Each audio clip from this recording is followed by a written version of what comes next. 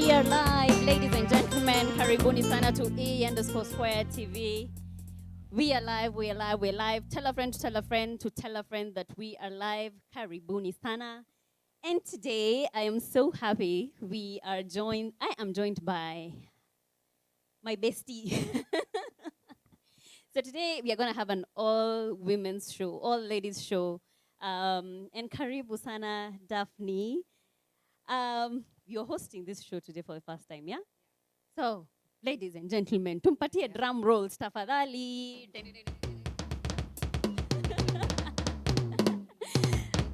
Yeah, we have to welcome you E-Square style, and that is how we do it. So, karibu sana. Thank you. Feel at home. We are going to, pilot this show. Mimi na wewe.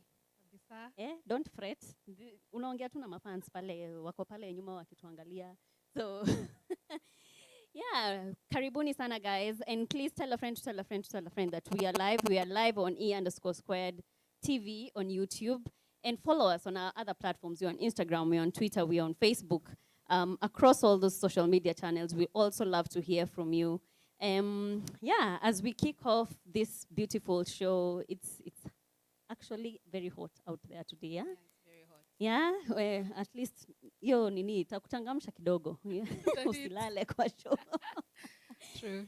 But yeah, feel at home. How has your week been? How has your the International Women's Day been? I would love to hear your experience or what stood out for you this week. So it's been an amazing week, and it's nice to know that as women we are celebrated. I realized, Jana, you saw that function here at DPP. Do you know this former actress, Angie? Yes, yes. It's among the people who have been appointed. Yay! So she was on Tahidi. Mother-in-law. Mother-in-law. Okay, Mother-in-law. mother-in-law, yeah. So as in, I'm happy, as in this space, yeah, media, arts, and entertainment, people are crossing over, you know, and doing big stuff. Yeah. So as women, we need to celebrate each other, lift each other, and that excites me. Wow, okay. Yeah. And something very interesting also happened across the globe. I don't know whether you follow the royal family. I saw Meghan's interview. Meghan and Harry's interview. Yeah. Wow. And I must applaud Meghan. My God. For coming out, she's a strong woman. She's very strong to do what she did. I mean, the royal family is a big institution.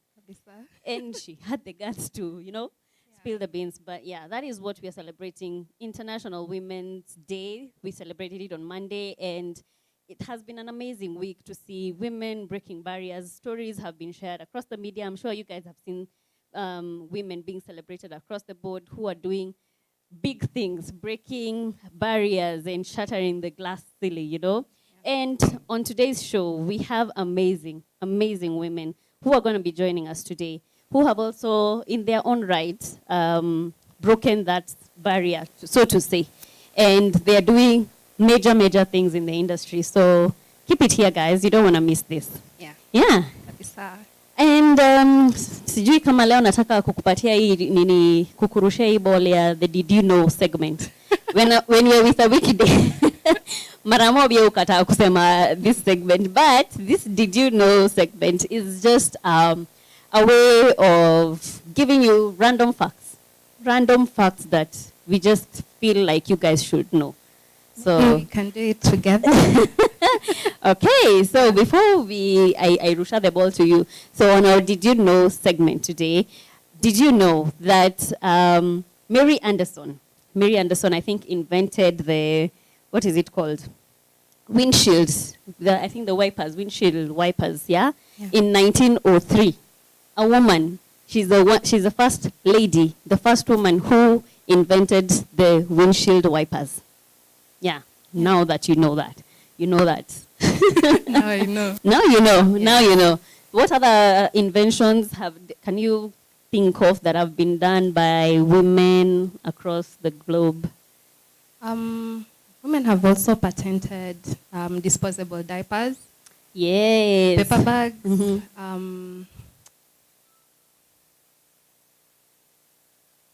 The washing machine.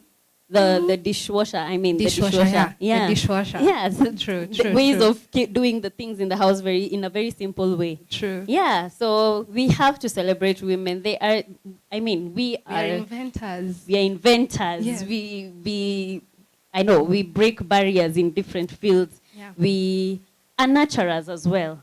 As we invent, we're also nurturing the society. We are the ones who are bringing up the next generation. So we need to celebrate women across the globe. And that is what we're doing here today. And the fact that we had also started this month on, as we are looking at the business aspects, how to begin and run a business in Kenya, we are also going to be having these women tell us what they're doing in their own spaces and how they have influenced the business scene in their fields of practice.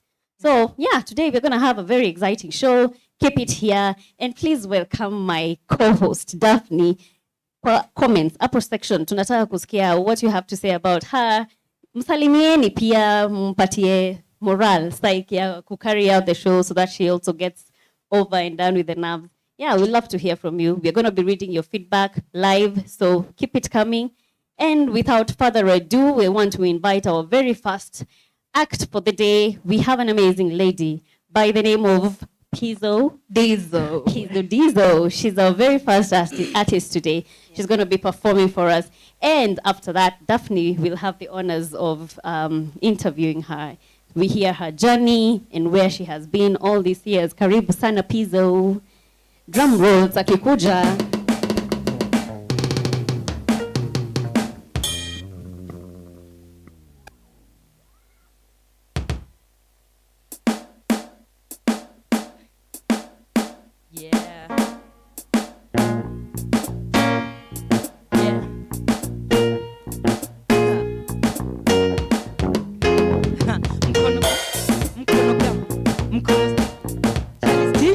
Mkono glue, mkono gum, mkono sticky, Charlie stingy,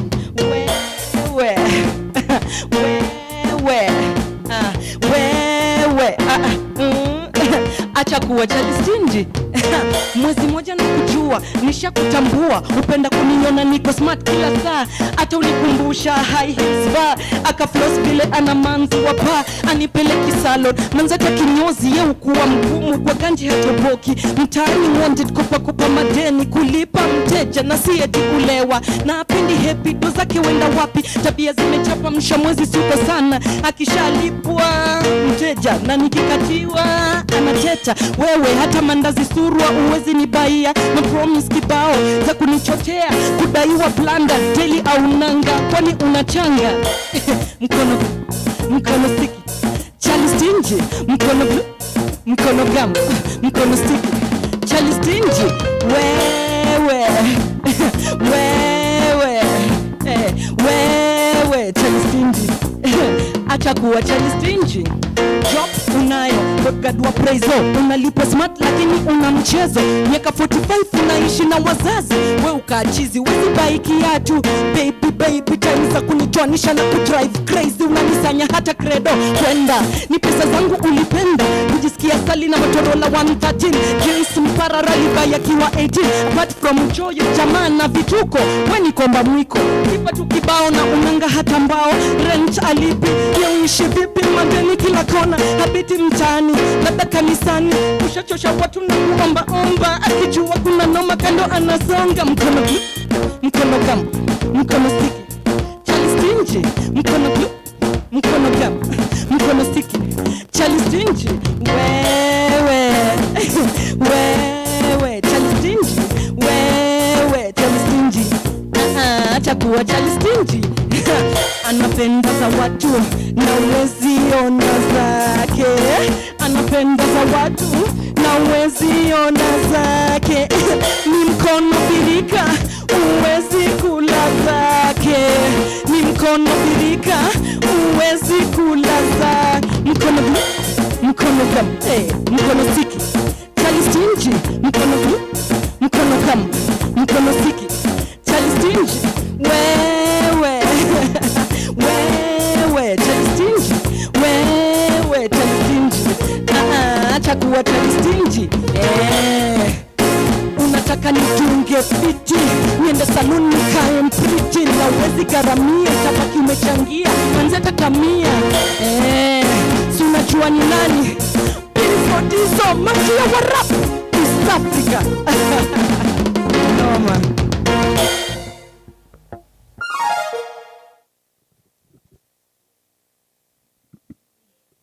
What a performance. Thank you. Thank you so much. Thank you.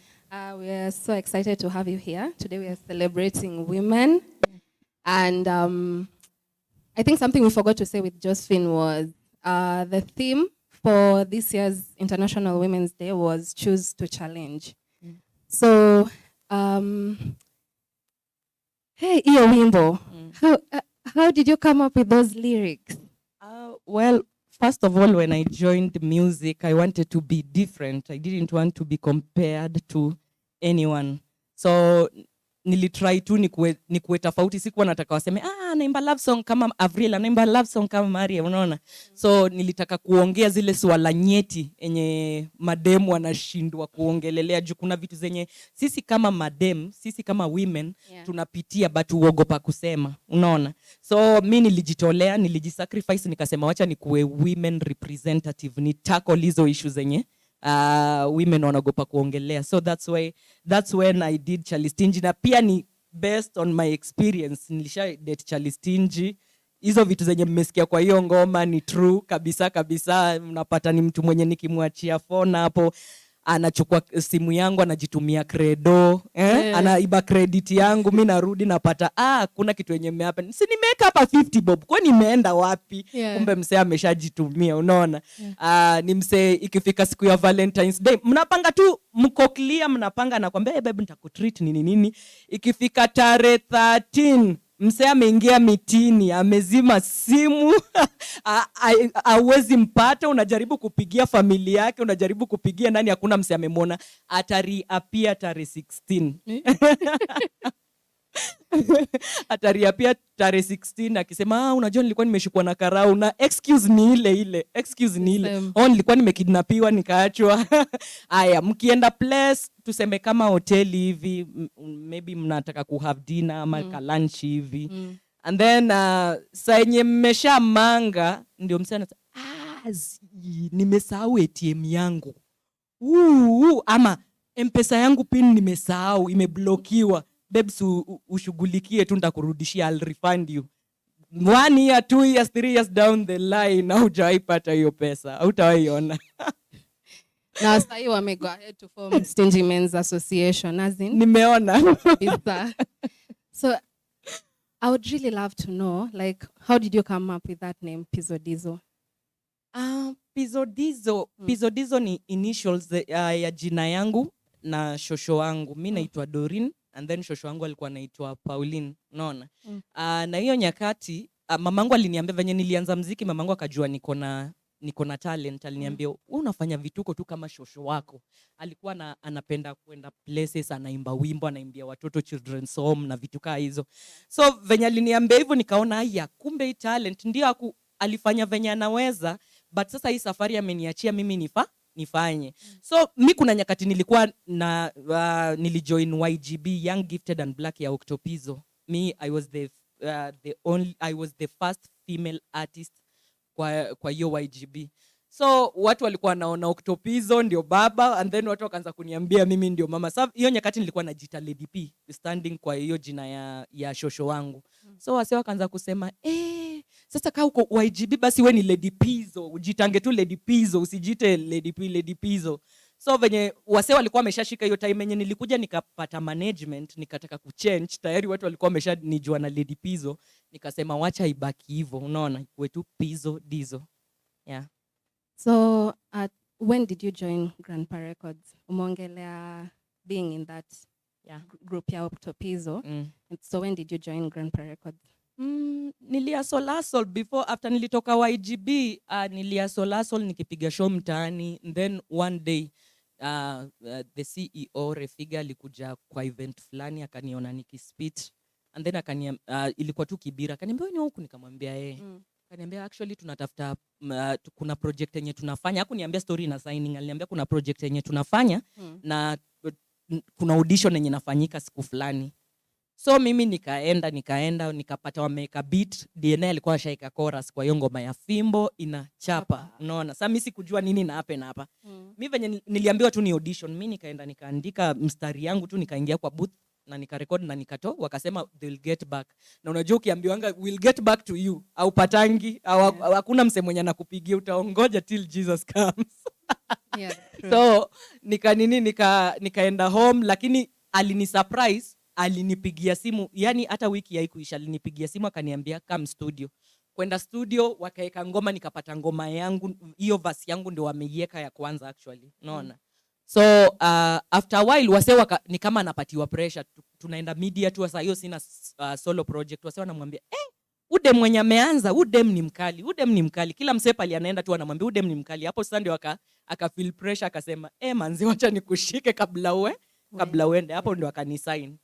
Yeah, na ilikuwa 2013. Okay, and how was your experience there, especially as a female? Well, siwezi sema ni rahisi, siwezi sema it's a bed of roses. Manze nimepitia as a female artist, nimepitia sana, unaona? Ndio pia mimi wasewa nipatie hiyo chance ijakuwa rahisi. Unapata most of the time hata nikiwa bado Grandpa Records, unapata ilikuwa ni men wako hapo mostly, wanaume ndio walikuwa hapo mostly. So mimi ndio nilikuwa okay, hata kama kuna madem ulikuwa unapata wafanyi kitu yenye mimi nafanya, unaona? So most of the time, most of the session inafanyikanga usiku. Nimeenda na kina visita wamejaa hapo, akina Kenrezi, ni me I'm the only lady there, unaona?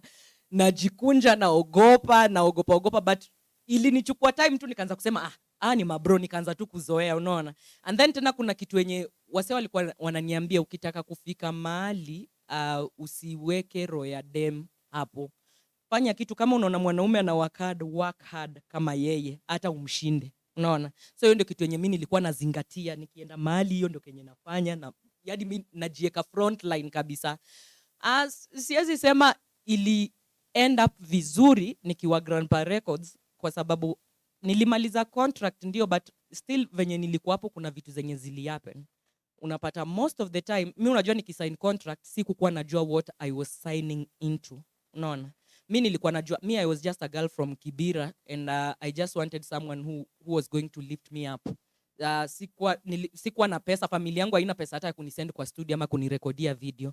So mimi venye Refiga alini approach anataka kunisign, mimi niliona ni kama ni a golden opportunity. Nikasema sikujua nini itanikosa ama nini ita happen mbele. Mimi nikakuja nikasign, sikuzingatia hata kenye imeandikwa hapo, include hata lawyer ama nini, mimi nikasign tu. Venye nilisign sasa baadaye ndio ilikuja ikaanza kuniletea stress, frustration. Unapata nilikuwa naenda show, then there's nothing that I'm making. Unapata ngoma zangu ziko kwa radio, ziko kwa TV, but I'm not getting anything, unaona? Mpaka wase niko mtaani wase wananiambia, PIZO jina kubwa na uko hapa. PIZO jina kubwa na unaishi na madhe hapa. PIZO nini imefanyika, unaona? Mpaka wase wengine wakaanza kunijaji wakifikiria pengine nilikuwa napata do, but mimi na misuse, unaona?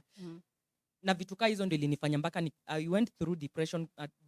There's a time I went through depression sababu ya hiyo. Wase walikuwa wananiona, wananijaji, wanafikiria ni kama nilikuwa na do, nilipata do ile nyakati misuse, na si hivyo, unaona?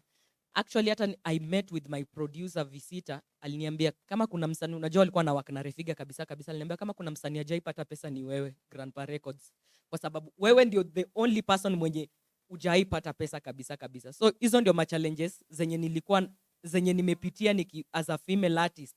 Unapata saizi mimi ni mother, unaona? Saizi mimi niko na mtoi, nileta mtoi duniani na mtoi ananiangalia, unaona? So unapata wewe ni jina kubwa na una kitu. Hizo ni vitu zenye zinakufanya mpaka unakuwa more frustrated, unakuwa depressed. Ushughulike na familia, utashughulikaje na mtoi? Hauna pesa, unafaa kwenda studio na vitu kama hizo, unaona? But the thing yenye mimi na learn tu ni take one step at a time, unaona? Ni kuomba Mungu na kuambia tu Mungu, wewe ndio unajua, wewe ndio ulinipatia hii talent manze. Place yenye unanipeleka wewe nipeleke, but you just be the judge na unipeleke place yenye unataka. I'm also curious to know like what was the duration of time you stayed kwa Grandpa Records, because we noticed there's a time your songs are flowing for like 7 years and then there's a gap and then you came back. I think you came back in 2018. Well, nilisainiwa grandpa nilisign a 3 years contract from, you can start counting from 2012, 13, 14. From 2012, 13, 14, 15. Ndio contract ikaenda. Venye contract ilienda, mimi sikuwa nataka kutoka juu. Wase walikuwa nasema ati ukitoka kama umekosana na umse utaharibiwa, hata utaweza kuchezwa ngoma yako, itakuletea issue. Mimi nikasema mimi sitaki lawama juu mimi ndio nilisign, wacha tu nivumilie nifanye nini, nimalize hiyo contract and then nitoke. So mimi nilimaliza contract yangu. I was the only one mwenye nilimaliza contract. Grandpa Records na wasanii wote wenye walikuwa ndani. I was the only one that stayed. Nikamaliza contract, hata venye Grandpa Record ilianguka, I was still there. Yeah. So nilikaa 3 years nikamaliza, and then sasa ndio nikaanza kufanya ishi yangu. And then like recently you notice youth wengi wanna go through depression. Like most of them don't even know how to come out of it. Like how did you manage to just get through that period and make your comeback?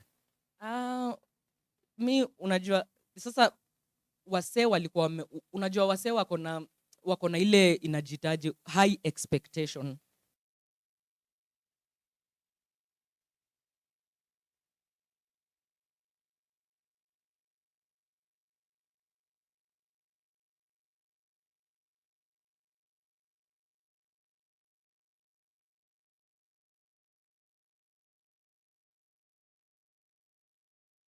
Wako na nini, wanachezwa kwa radio station, wanachezwa kwa TV, ukaona wako na wana struggle. Ni venye wana try to yani ni venye hawajawaekea mashida zenyu, hawajaweka mashida zao hapo mbele yenyu ndio wase waone. Unaona, wana try to kuficha. But sami kitu yenye ilinifanya ningie hiyo into depression ni venye hiyo expectation ya wase walikuwa wanani frustrate, wananiambia manze, gari iko wapi, ngoma yako inachezwa nini, umefanya ngoma na Prudence, tukinunua Huawei, sijui ni Huawei Techno, sijui ngoma yangu automatic iko hapo kama ringtone. Unaona, sasa wanaona hapo ni pesa. Yeah. Sasa mimi nikamwambia mimi hizi vitu hata mimi sijui, mimi hata sijui nini na happen kabisa. Unaona, so hizo ni vitu zenye zilinifanya nika sink in more, nikiangalia mtoi wangu, future ya mtoi wangu, nijiangalie mimi mwenyewe. Nilianza hiki kitu wenyewe nikiwa with full of passion, nikiona manze, hii ndio life. Mimi nilikuwa nataka kuwa msanii, ni change lifestyle ya kwetu. Unaona, a girl from Kibira. Unaona, nilikuwa na dream, nilikuwa nasema manze, hii usanii yangu ndio itanifanya nisaidie familia yangu na at least tuishi better life.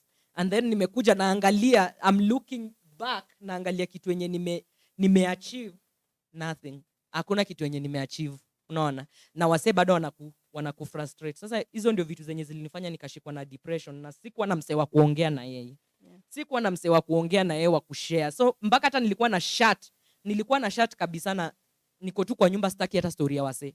Naona tu kila msee ni mbaya, naona tu kila msee, hakuna msee mwenye hata atataka kunisaidia. Unaona, but ilifika point yenye ilikuwa inanikula inside yenye mpaka najifungia kwa nyumba, siwezi tembea, na nafikiria mpaka akili yangu inapiga stories zingine. Nikaona wacha niandike hiki kitu kwa social media, kwa nishare na mafans wangu. Venye nilishare na mafans wangu ndio wase wakaanza kuniongelesha nini, and then madangu hapo anajua kitu yenye na happen.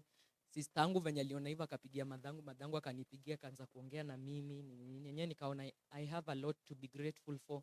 Kwanza ni mtoi wangu. Unaona, mimi saizi mtoi wangu ana look up to me. Yeah. Na enyewe lazima ni try venye naweza, asijue mamangu alikuwa kuita. Unaona, asijue hivyo. Ndio pia hata akifika point kama hivi, of course in life mtu inafikanga turning point, mtu lazima ukuwe na ile point yako yenye umefika, unasema enyewe, unaanza kufikiria, unaanza go through that, but unafaa kujua venye una control. Unaona, so mimi venye niliongea, wase waka reach out, nikaongea na mafans wangu, especially mafans wangu ndio walinisaidia ku come through kutoka kwa hii depression. Lakini wase wengine mimi naweza sema manze, watu wanarombaya.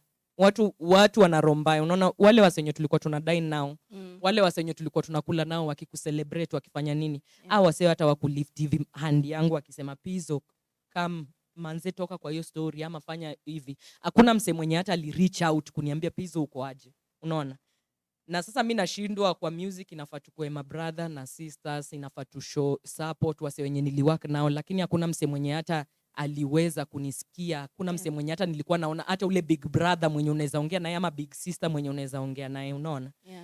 But nashukuru, wacha nisiangalie kwa hizo vitu mbaya zenye zimefanyika, wacha nishukuru kwa sababu mafansi wangu wenye walikuwa na mimi tangu nianze, tangu nikuwe PIZO DIZO mpaka wa saizi. Hiyo ndio the most important thing kwa life yangu na kitu yenye nashukuru, na ndio wananifanya ni keep on moving ahead, wananipatia nguvu ya kuzidi kuendelea.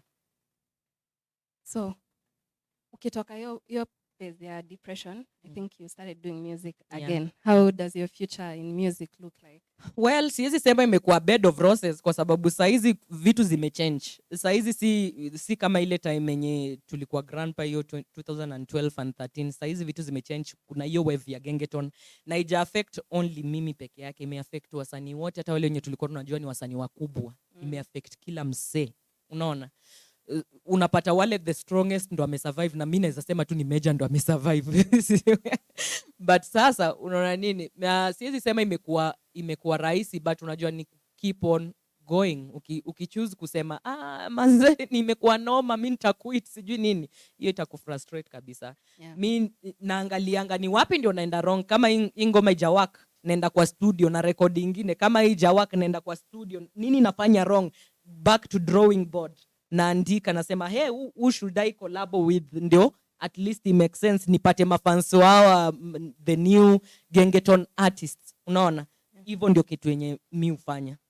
So does that mean hautarudi kwa rap because we are still enjoying your music? I'm still malkia wa rap actually. I'm still malkia wa rap. Sija hang hiyo boot. Me I'm still malkia wa rap na niko bado zone yangu, na mimi siwezi sema na change. Uwezi sikia ati naanza kuimba kama Nicki Minaj, ama nianze kuimba kama Cardi B, ama nianze kuimba sijui kama Femi One. Mimi ni PIZO DIZO mwenye mnamjua, PIZO DIZO wa Chalistinzi. So siwezi change. Huyo ni mimi. Hata unipatie beat ya hip hop bado tu nitaflow mimi, unaona?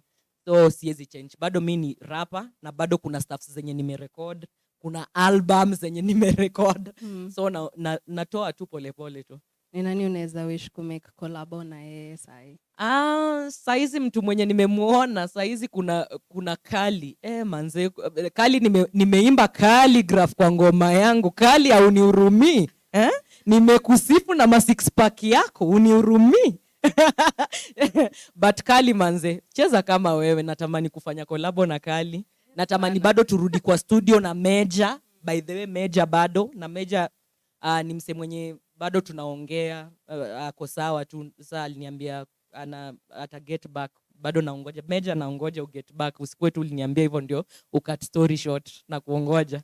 And then naona kuna Saru, na appreciate kitu yenye Saru anadu, unaona ni the female artist mwenye ametokea manze, anadu shit yake, ako sawa sana.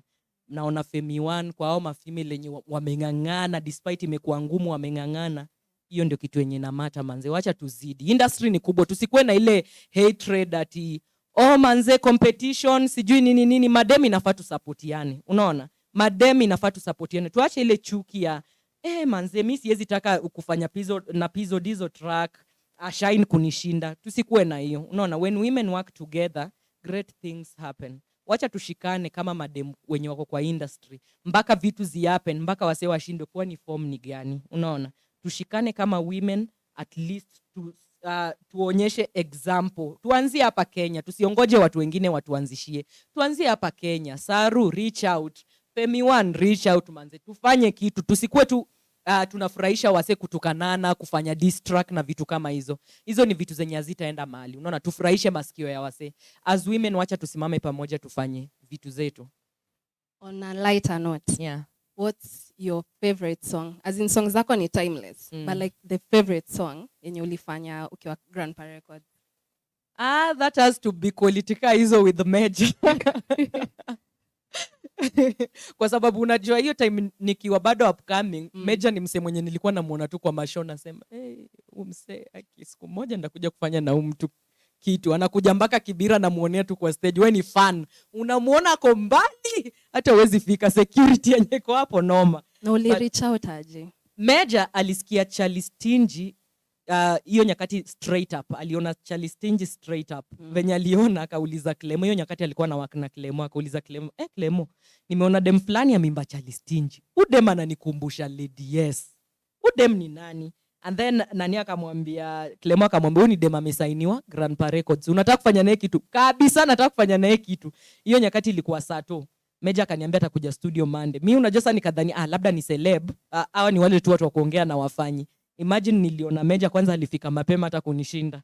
Alikuja studio tukaandika spend nini studio tukakaa usiku mzima tumeandika song, tumetengenezewa beat, tumerecord na story kaisha. That's really nice. Yeah. So ni advice gani unaweza patia my youth sahi who look up to you? Mimi naweza ambia wasee, unajua kila msee anapitia story yake. Unaona? Usione msee anatembea ako strong, amepaka makeup yake, amefanya nini ukadhania wasee wako sawa. Wasee wako na maishu zao zenye wana undergo. But unaona huwezi solve vitu peke yako. Unaona?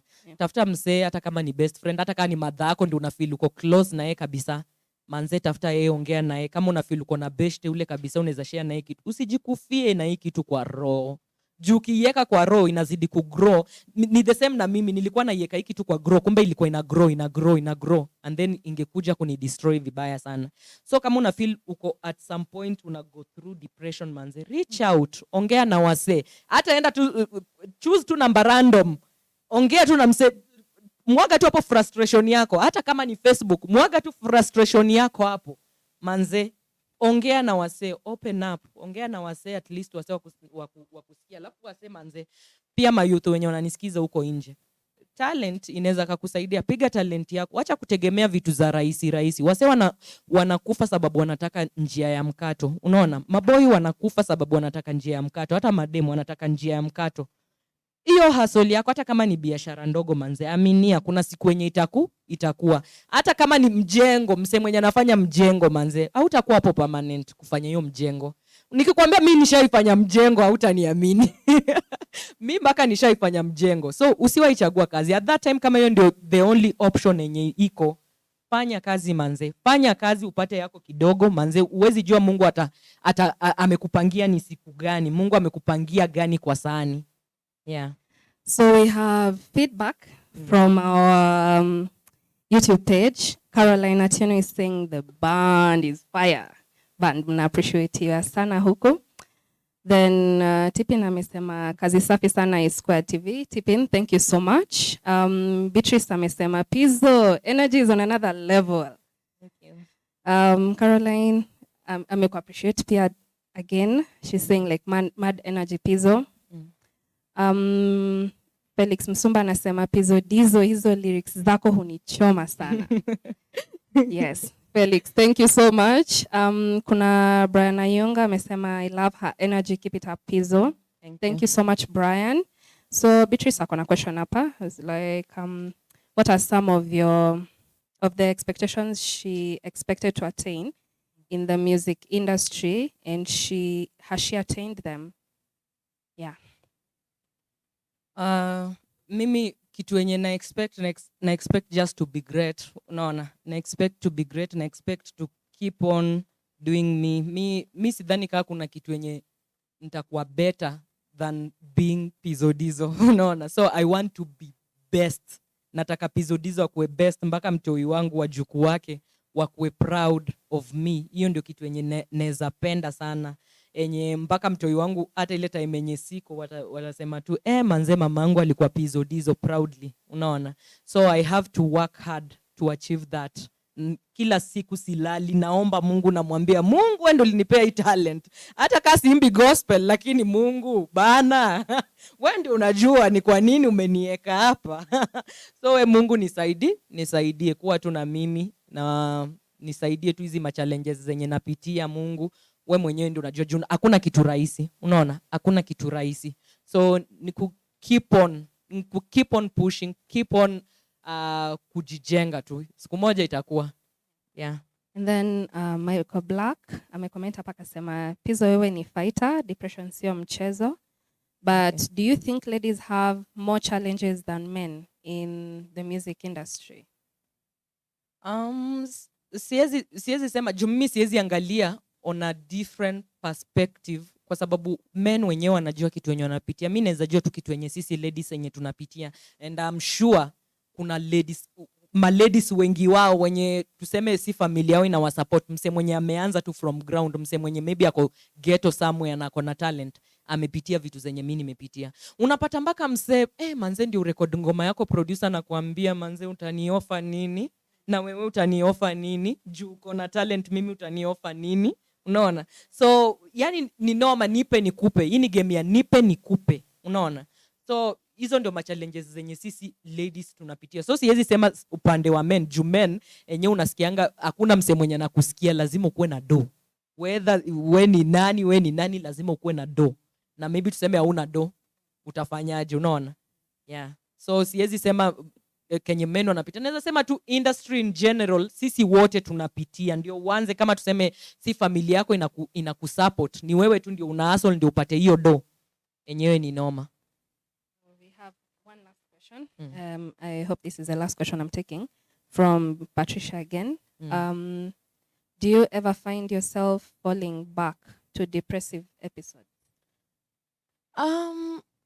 Well, siwezi sema ati imeenda ikaisha yote kabisa. Juu sometimes na feeling man, nikiona na try kitu and then haikui, naanza kusema kwani hata nikienda by then nikienda club saa zingine, nimeenda club ngoma inachezwa, maybe niko club and then ngoma inachezwa Charlie Stingy inachezwa, ama nipate politika hizo inachezwa. Hakuna msee mwenye anajua niko hapo, but Charlie Stingy inachezwa ama politika hizo, mimi huanza kulia. Wallahi, wacha tu nisidanganye, mimi huanza kulia. I don't know what that feeling is, but mimi huanza kulia. I don't know what the reason. Naanza tu kufeel naanza inani take back kabisa, unaona? Inani take back, naanza kuwa tu na some emotions na vitu kama hizo. But unaona nini, mimi naweza sema yani mimi kenye inanifanya ni keep on going, na Mungu anajua sitarudi back to depression. Pali nimetoka ndio faju. Kama kitu mbaya ingekuwa imeniapenia ni hiyo time yenye nilikuwa depressed kabisa, yenye nilikuwa na shut kila msee out. Mimi kenye najua sitairudi back pale, na fight nisirudi back pale. So kenye inanifanya nisirudi back pale ni nini? Doing what I love, that is music. Being the best mom that I can, that is Mama Emeka. My son's name is Emeka. So na try venye naweza nikuwe the best at anything that I'm doing. Yeah. So guys, that was PIZO DIZO. Your music is timeless. We'll keep enjoying it. We love how you've come back from depression and everything you're doing right now. Yeah. And we hope to see more of you in the music scene. Yeah. And we celebrate you as a lady, as a woman, as a mother. Thank you. Yes.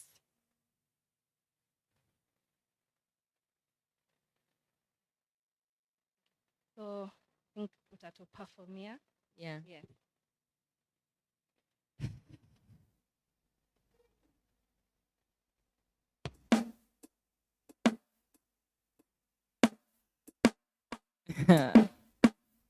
Sister Jose.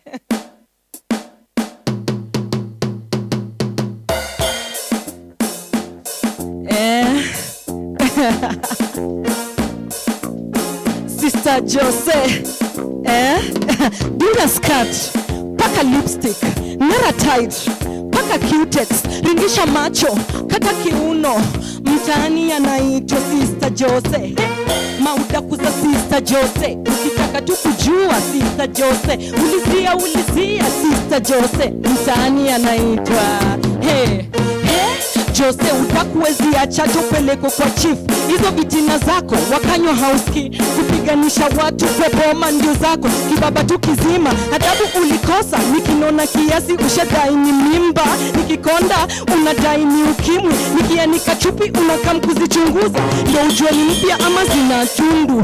Jose ana tabia kuchungulia waifu wenyewe akishawa, juzi alitobolewa jicho na Otieno alikiona, chamtema kuni.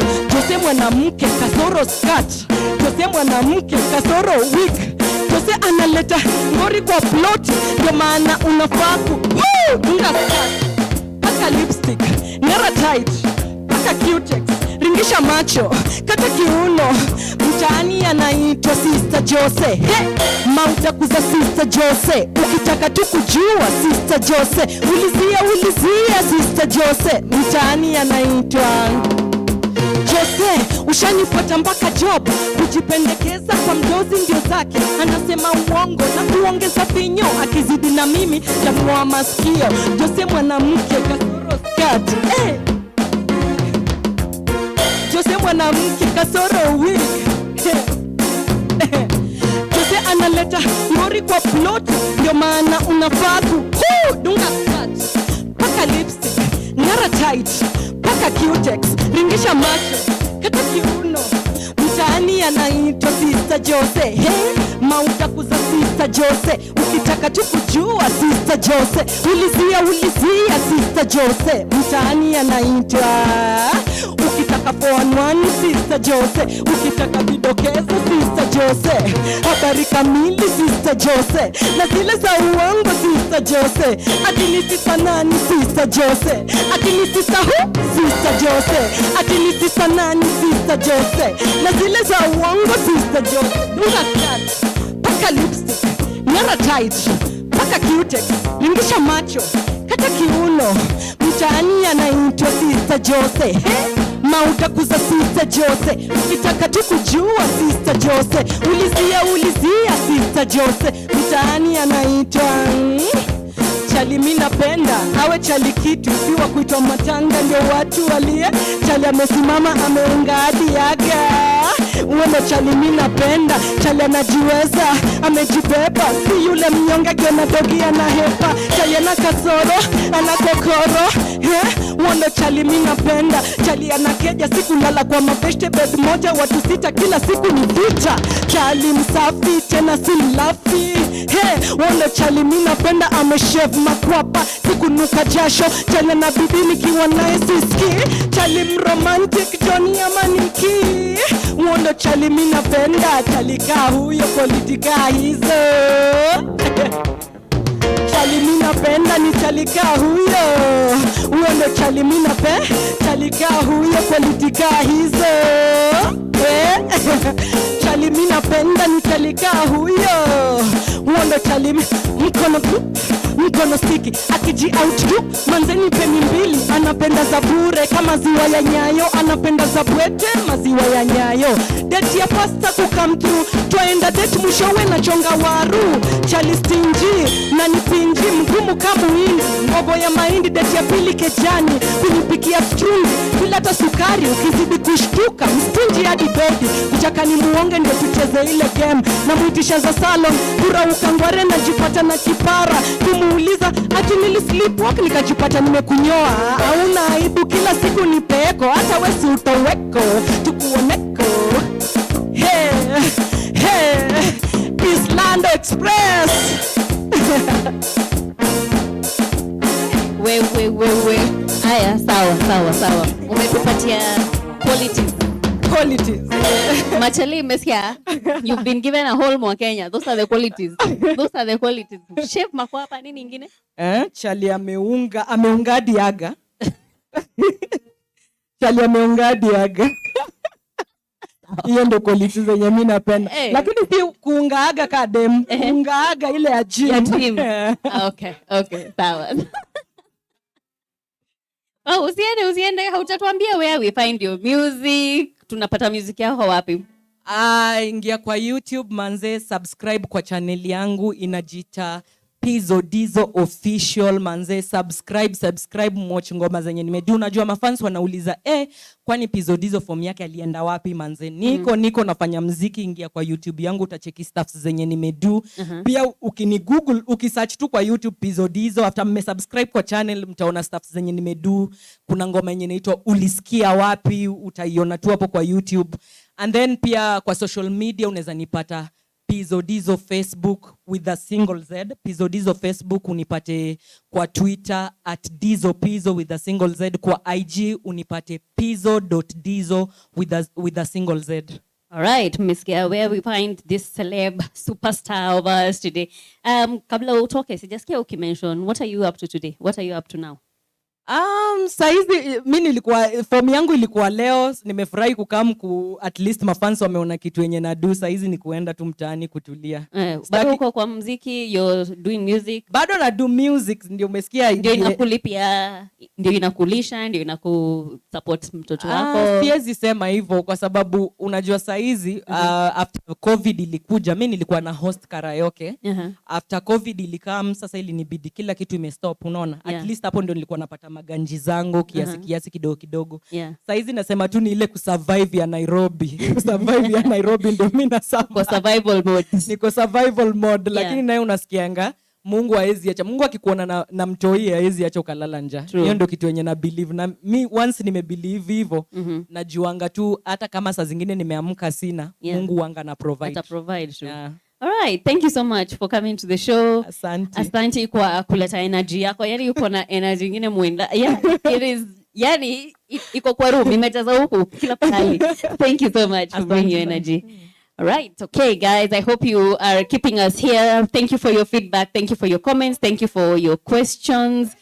And yeah, I hope you've enjoyed hearing about PIZO DIZO, where she has been, what she has been up to, and yeah, sharing her story. I'm sure most of you see these ladies in the music industry performing or out there, and they look good. They're doing all these things out there, and you never know the stories that have taken them to be where they are.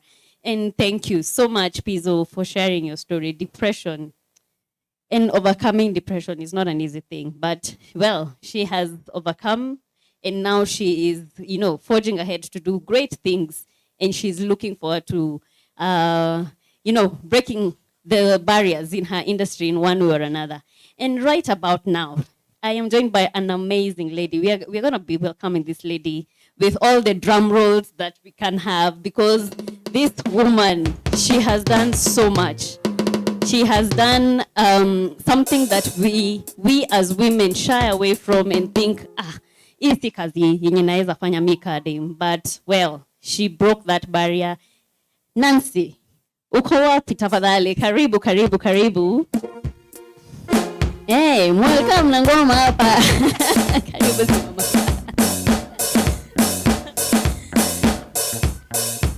Oh, simama tu hapa. Karibu sana Nancy. Thank you so much. We are so honored to have you on the show. Thank you. And you have such a beautiful smile. So karibu sana to E Squared. Karibu to E Squared. Asante sana. And thank you even for bringing your wonderful son along with you pia on kazi hufanya hapa. Ukiitwa kwa interviews. Amefurahi Sana. Aya, sawa. Because I have not introduced you. I wanted you to introduce yourself, yeah? And you tell these wonderful people what it is that you do. Kwa sababu niliona ni kama sitafanya justice nikikuintroduce. So please introduce yourself and then tuendelee na hii conversation. My name is Nancy ACHIENG. Some people call me Chokora. Na ule mother of tamkoko. Ule mama uvuta mkoko. Ule wenda kidora dora. Sawa. Kudora dora ni kufanya nini? Chambua. Hiyo ni sheng. Haya, sawa sawa. Unanifunza tu tukiendelea. Hiyo ndio ya ghetto. Hiyo ndio lugha. Wewe unajua ni bado. Wow, okay, sawa. Wacha tuendelee na interview, tuache hiyo story. But tuanzie kwa hiyo story ya uni mother wa kuvuta mkoko. How does that make you feel first and foremost? Kabla tuendelee, utuambie how you landed there. Hiyo form iko BA. Iko BA sana. Niko proud. Uko proud. Yeah. How does your son feel when akisikia watu wakisema hivyo? Okay. I have two sons. There's a big one, he's 21 years. Oh wow. And then this one, he's 5 years. Yeah. No, he's 12 years, sorry. Mama na kurudisha nyuma.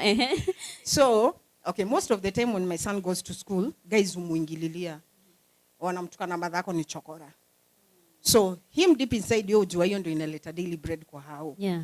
But unajua, okay, he's in a city council school. Yeah. So, unajua hapo kuna watu wenye mapunk na kwenye wenye hawana ile level ya chini. Yeah. So, kae mabeshtu umtukana, madhako ni chokosh, unaona madhako vuta mkoko, ubebana na anaenda kiokota kuta vitu. Yeah. But yana waambia hiyo ndio yo fanya nini inatulisha home na inapikeja. Yeah. Because hata saa zingine ubeba ka plastic kake, ka paper bag, anaenda kiokota. chenye anaona inaweza kusaidia. Analeta naambia mama leo tutauza hii nimekuletea tutauza at least ni buy hata pencil ama inipatie pesa ya break. So na vile watu humo enjoy yes tukangi anajua ndio hustle kani mlibless wa kwenyu si yetu ndio ijajame tu bless nayo. So msidharau kazi ya madhangu. Jukanyi budako anaendesha dinga madhangu anaendesha mkoko. Hiyo mkoko ni VA. Na VA inakam. Mimi najua inakam na jaja. VA inakam. Bless his whole. Inakam. Usiwahi dharau msee ati juu unamuona yuko down na wewe juu una drive ka VA kubwa na wewe ana drive mkoko. We are all equal in the hands of God. Very true. No, very yani true. usiwahi jumuona by the see Kenyans, not even Kenyans, human beings. Human beings as a msee saa zingine unaweza sota. Ndio mchoni aje mimi hata sina dish. Unajua nashindwa undakosaje. Si kupenda kwako. Na ajui venye ulifika hapo. Ajui. But kuna place itafika jaja atakubless paka watu wabaki ni wewe. Unajua? Juu God ni wa maajabu. Kabisa. And he doesn't sleep. Na daily ukiamka kuna ile plate amekuwekea. Ile plan wewe umepanga si ile plan God amekupangia. True. So muambia God manze jaja I give you thanks day na out. Mchana. Hey, okay. Kabla utueleze tuendelee na hii story. How ulianzaje kufanya hii kazi ya mkoko? Ulijipataje kwa hii kazi? Okay. Hii nilikuwa nimeenda Saudi. Saudi Arabia. Yeah, Saudi Arabia. Nikaka around 4 years. Because okay, tulikuwa tumesikizana na habi wangu. Buda watoi wangu. Because kuna wengine wasema ati huo chalia jazabu because ule mtoi wangu ni mso. Kuna watu wanasema huo mtoi usi budake. Na mimi huo ndo buda watoi wangu. Unaona? Kuna wenye wao kujua paka ndani ile ujijui. Yeye ndo anajua kuambia na watu story yako, unaona? But the fact remains huo ndo buda watoi wangu. So ndio life ilikuwa so tricky tukua na mtoi wa kwanza. So there's a friend of mine akanipatia opportunity akaniambia niende, my mama akakataa. Then it came to my hubby akaniambia hapana, you just go and try, ukipata ni noma wewe lakini ndabaki na watu hii. So when I went no najua job huko ni tricky, Waarabu pia wana vituko. So I was like God please nisaidie usiniachilie. So nilingangana but usiku na mchana unanyimwa paka food. Ulali usiku, mchana pia saa zingine, yani job tu ni mob, zile weird jobs. Paka unapata dem soka mimi ananiletea panty iko na pad. Madhaka nakwambia utoe utupe hiyo pad na uoshe hiyo panty, unaona? But ni ile unangangana juu unajua watu wako Kenya ni wewe wanategemea. So naambia tu God nipatie hiyo strength. Nilingangana. Saa zingine ilikuwa inafika upewe hata food. Oh God. Utapika hiyo food. Na ukimaliza kupika hiyo dish, tunajua Waarabu weka kwa sinia. Kwa sinia. Isukumwe wanaume wakule. Na wewe ndio umepika, ujapewa. Kisha sukumwa kwa matali. Matali wanakula. Ikitolewa kwa matali watoi wasona wanaume, ikitoka hapo inarudi kwa wamama. Ikirudi kwa wamama wakishakula wamara na watoi. Sasa nyima mbochi ndio mnafagia. Na ukimagine mikono zao ndio osha nao rasa. Na wanakula na wanakula na mkono na hiyo mkono, alafu wewe sasa ndio unarudi unapona unaanza kuikula. So ilikuwa inafika place unaona pana la fridge wanafunga na kifuli. Ndio usichukue any. So tulikuwa ukipata opportunity kama hiyo fridge imefunguliwa, unachukua unaficha ndani ya ngodha. Oh God. Unaenda unaikula kwa luju yake kukuta atakushoot na kuue.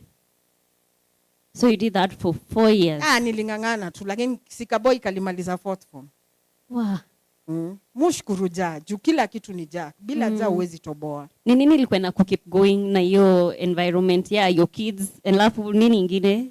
Hiyo by the way vile nilingangana sikufanya kazi kwa hakeja moja, nifanya 18 houses different. In that span of 4 years? Yes, 18 houses. Na kila nyumba unaenda same treatment. Anajifanya mzuri siku za kwanza. Akisha kuzoea utajua. Si unajua kuna hii ngoma inaimbwanga sijui Hayuana na Kiarabu ni umbwa au kuita umbwa. Oh my God. Yeah. Wow, that's heavy. Yeah, that's heavy. But I thank God nilitoboa na nikarudi, lakini nilikasell karibu 1 week kabla nigetea ticket nirudi because ulikuwa unajisimamia. Sasa unajua mimi okay, kuna ile inaitwa Kemboi. Kemboi ni wale wamehepa kutoka kwa wale wakubwa wale watu wa Kenya. Okay. Yeah. Okay. Yeah. Agents. Kama Yes. wenye wamehepa kutoka kwa agents. Pia agents who collaborate na hizo familia sasa, ndio ukae huko. Ndio hiyo. So unaekwa kwa cell kwa nini? Because nilihepa. Ule mwenye alinituma na pesa ndo nikachukuliwa nikapelekwa kwake, nilihepa kutoka kwake. Yeah. So sasa kuna wenye wa Kenya walikuwa na hepa, mtu anaiba gold, mwingine anaiba do. Yeah. So mimi sikuiba, lakini passport yangu sienda alikuwa nayo. Yeah. Ukifika tu airport wanachukua passport. Yeah. Wanapatiananga reason yoyote by the way for taking your passport? Sasa yeye ndio mkubwa wako. Sasa lazima achukue. Hiyo ni a way of kukuweka wewe ni wangu. Yeah, wewe ni wangu. Alafu mimi ni vizuri wewe ni slave. Ukijua wewe ni slave. Shagala. Yeah. So they call you shagalas. Wewe ni mbochi. Yeah. Alright, so mkakaa kwa cell, hiyo cell nani huwa na manage ni yeye? Okay, hiyo cell si ni Waarabu tu. Ni Waarabu. Yeah. Alafu sasa ukienda hata kwa embassy ya Kenya, isaidi. It's tricky. They don't help you. Oh my God. Alright, mkakaa kwa cell for how long? Just a week to get fare nikarudi home. Passport yako ilirudishwa hata nimeka kuichukua hapa Kenya. Nina bahati ya kurarua. Nina bahati litumwa back to Kenya. Oh wow. Wow. Watu hupitia au wasichana si usikia wakienda Saudi Arabia. Sitafadhali.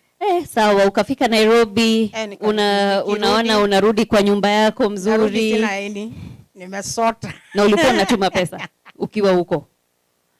What happened? Asa vile nilikam nikapata mzae, si alikuwa move on. Alikuwa amepata kagashungwa kanajiita Njoki, msapere mjanja sana. Na pesa zako zenye ulikuwa unatuma. Yeah, sasa alikuwa shafika. Wacha nikuulize, umesema the first born alikuwa melda form 4. Yeah, no, vile nilikam ndo aliclear. Ndio aliclear. Yeah. The other one, the younger one, bless. he was, lakini babake ni alikuwa anamwangalia. Yeah. Alikuwa shule? Yeah. Alikuwa baby class 1 hapo. Okay. Yeah. So, ukafika, ukapata maisha iliendelea huko nyumbani. What did you do next? Si nilianza kuingililia drugs.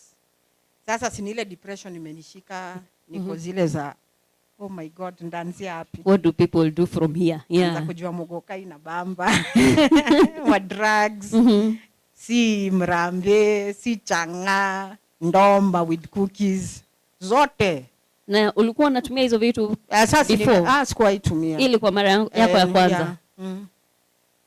Nalewa, nalala kwa mtaro, sasa naletwa nimejitapikia. Watu wangu walikuwa na feel zile za mami ni wewe. Ni nini stress? Naambia hapana, mimi siamini life vile imechange. Yeah. Yeah. Okay, and what was that turnaround point ukaona by the way, watoto wangu wana need mama yao? No, there's na maisha ina need kuchange. A friend of mine, she's a neighbor alikuwa Mokoka. So she told me, I'm not supposed to be in that class. I'm not that class. Yeah. So she was like, I want to go with you to church. Uko na TV ndo ucheki, sikuwa na hata TV hiyo time. Kila kitu ili change. Yeah. So akaniambia atanigefea tuende naye church at least. Niache hizi story, God ana plans more poa sana zangu. Yeah. So hiyo time ilipatanga hazi yangu alikuwa anatoka kwa huyo dem aliyekuwa naishi na yeye. Yeah. Ndio alikuwa naishi naye kwangu. So all of a sudden walihama vile nilikam. So alikuwa anakam kucheki mtu mdogo. Yeah. Juu yeye ndio walikuwa wamekuwa sana na yeye. Yeah. So akikama anabonga mbaya nini anaenda. So niambia hii maisha ya kushindanga umekaa kwa mawe ukiombaomba na ma earphones. So anze kuokota ma plastic, ma boxes, ma books wanze kuuza upatange do. Yeah. Nilimwambia mimi si hiyo class. Mimi siwezi fanya kitu kama hiyo. Hiyo si kazi yangu. Hiyo si kazi yangu. So nikamshow dem uliona ndio wa maana endo mwambie afanye vitu kama hizo. But ilifika a point there's a friend of mine mother walidai. Okay, namuita kama my brother. Yeah. Ndio tumegrow nao hapo Koma. Yeah. The mama alikuwa lecturer wa university. So kulikuwa hizi vitabu. Tunajua tu teacher vile books zuja kwake. Zinakuanga kwa nyumba mingi. So she passed away. So it was like we had to, the sister, she's called Wendy and the brother is called Kemoda. Yeah.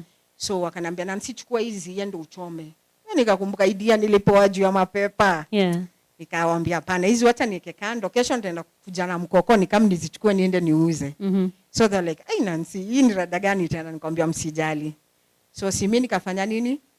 Ukaenda ukachukua mkoko. Nikaenda nikauliza msee wa mkoko, sikuwa na do, nikamshoniaje hii mkoko kuhaya ni how much, akaniambia ni so. Nikamshoke sawa. Niende kuna vitu nataka kupeleka nikam. Sasa ulimshoni wewe unataka mimi nataka kuipush. Yeah. Siko najua.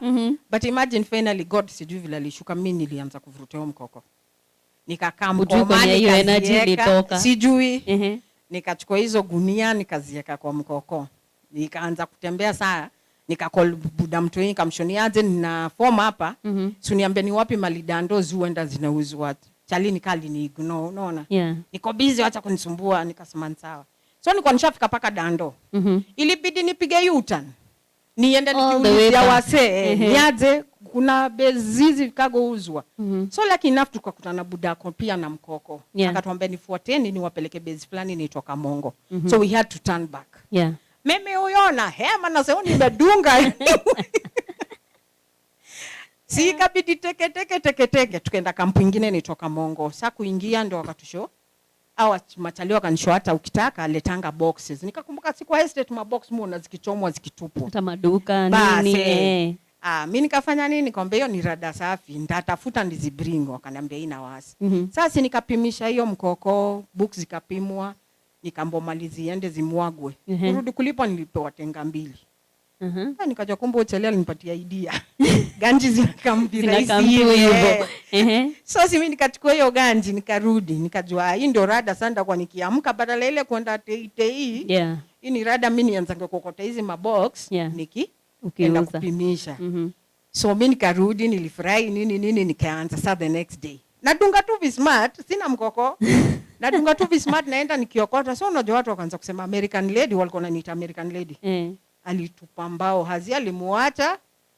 Saa hii ndio huyu sasa ameanza kuokotana na wanakupata huko kwa street. Umevaa tu poa kwa smart. Ndio huyo umebebana na magunia unaokota. So nikakuna chali nilikuwa nimehelping msani wangu vile suwe kama nguo supe ana children's home. Zile hatutaki na maviatu. So msali alikuwa anapita na gunia, nikamuuliza ni aje unaweza taka nikikupe manguo na viatu? Akanambia ina shida. Nikamge. Utalisi akafurahi akaenda. So imagine uchali tulikutana naye. Unza madhe ni aje? Kwani umeanza hii form? Nikamwambia hata hizi plastic zuokotwa. Nitakuonyesha mali zinauzwa, nikamwambia ni sawa ina wasi. Do you know uchali alinionyesha kinds of zile plastic zinafaa kuokotwa na akanisaidia na gunia 2. Nikakumbuka pale Maisa mali watu wenda ball maplanyo muzio na kuanga mob. Nilienda nikajaza gunia 2. There and then. Nikachukua nikaanza kwenda kuziuza Kayole. So kutoka sikio nikaanzanga tu kuokota daily, mimi naamka wenye wanaongea mimi sijali na kazana tu na job yangu. So ilifika mahali kuna buda fulani aliteki tu akaniambia manze hapana. Mimi na watu wao wamekaa kwa keza na wewe uko hard working. Kwanza ile kitu watu unafanya unafanya kwanza job ya matalini. Nikamwambia mbuyu. Mimi na watu wao wanafaa kumanga keje nafaa kulipwa. Sina otherwise. Buda imagine alijitolea kanibia mkoko 15,000. Hivyo tu. Jumi niko nabeba na kuna moja nyuma na mbele. Jo naambia mimi na watu wako kwa keja. Daddy Gorera credit. Daddy Gorera iria. Daddy sijui want to go to town. Sijui what. Unaona? Okudali jitolea. Alibaya mkoko kirosa. Oh, bless his heart. If you're watching, thank you. Thank you for doing such a noble thing for this lady here. So sikakuwa tu ni hivyo tu kuendelea. Up to where you are now. Bado hiyo ndio kazi unafanya sasa. Bado nadua, alafu kutoka hiyo time watu wa K10 wakamwa ni cheki jua the first people walinicall.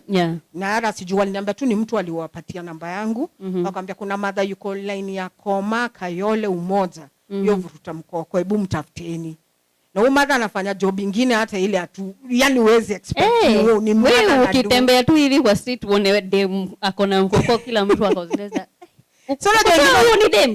Wengine wako wanatukana naambia nimetupa mbao. Mimi pala niko naambia kwa unalisha bibi yako wewe ndio upambane na wife yako. Hata mimi nifanye juu mimi hakuna mtu ananifanyia. So sikakuwa sahi nika nimemotivate I think everybody because everybody is doing the same thing. Lakini naomba tu God anifungulie my bigger doors. Juu nilisha motivate wengine wanafanya, sasa mimi anipatie step. Yako inakuja. I mean umesha prove this hakuna kazi ya chali na hakuna kazi ya dem. Yeah, it's true.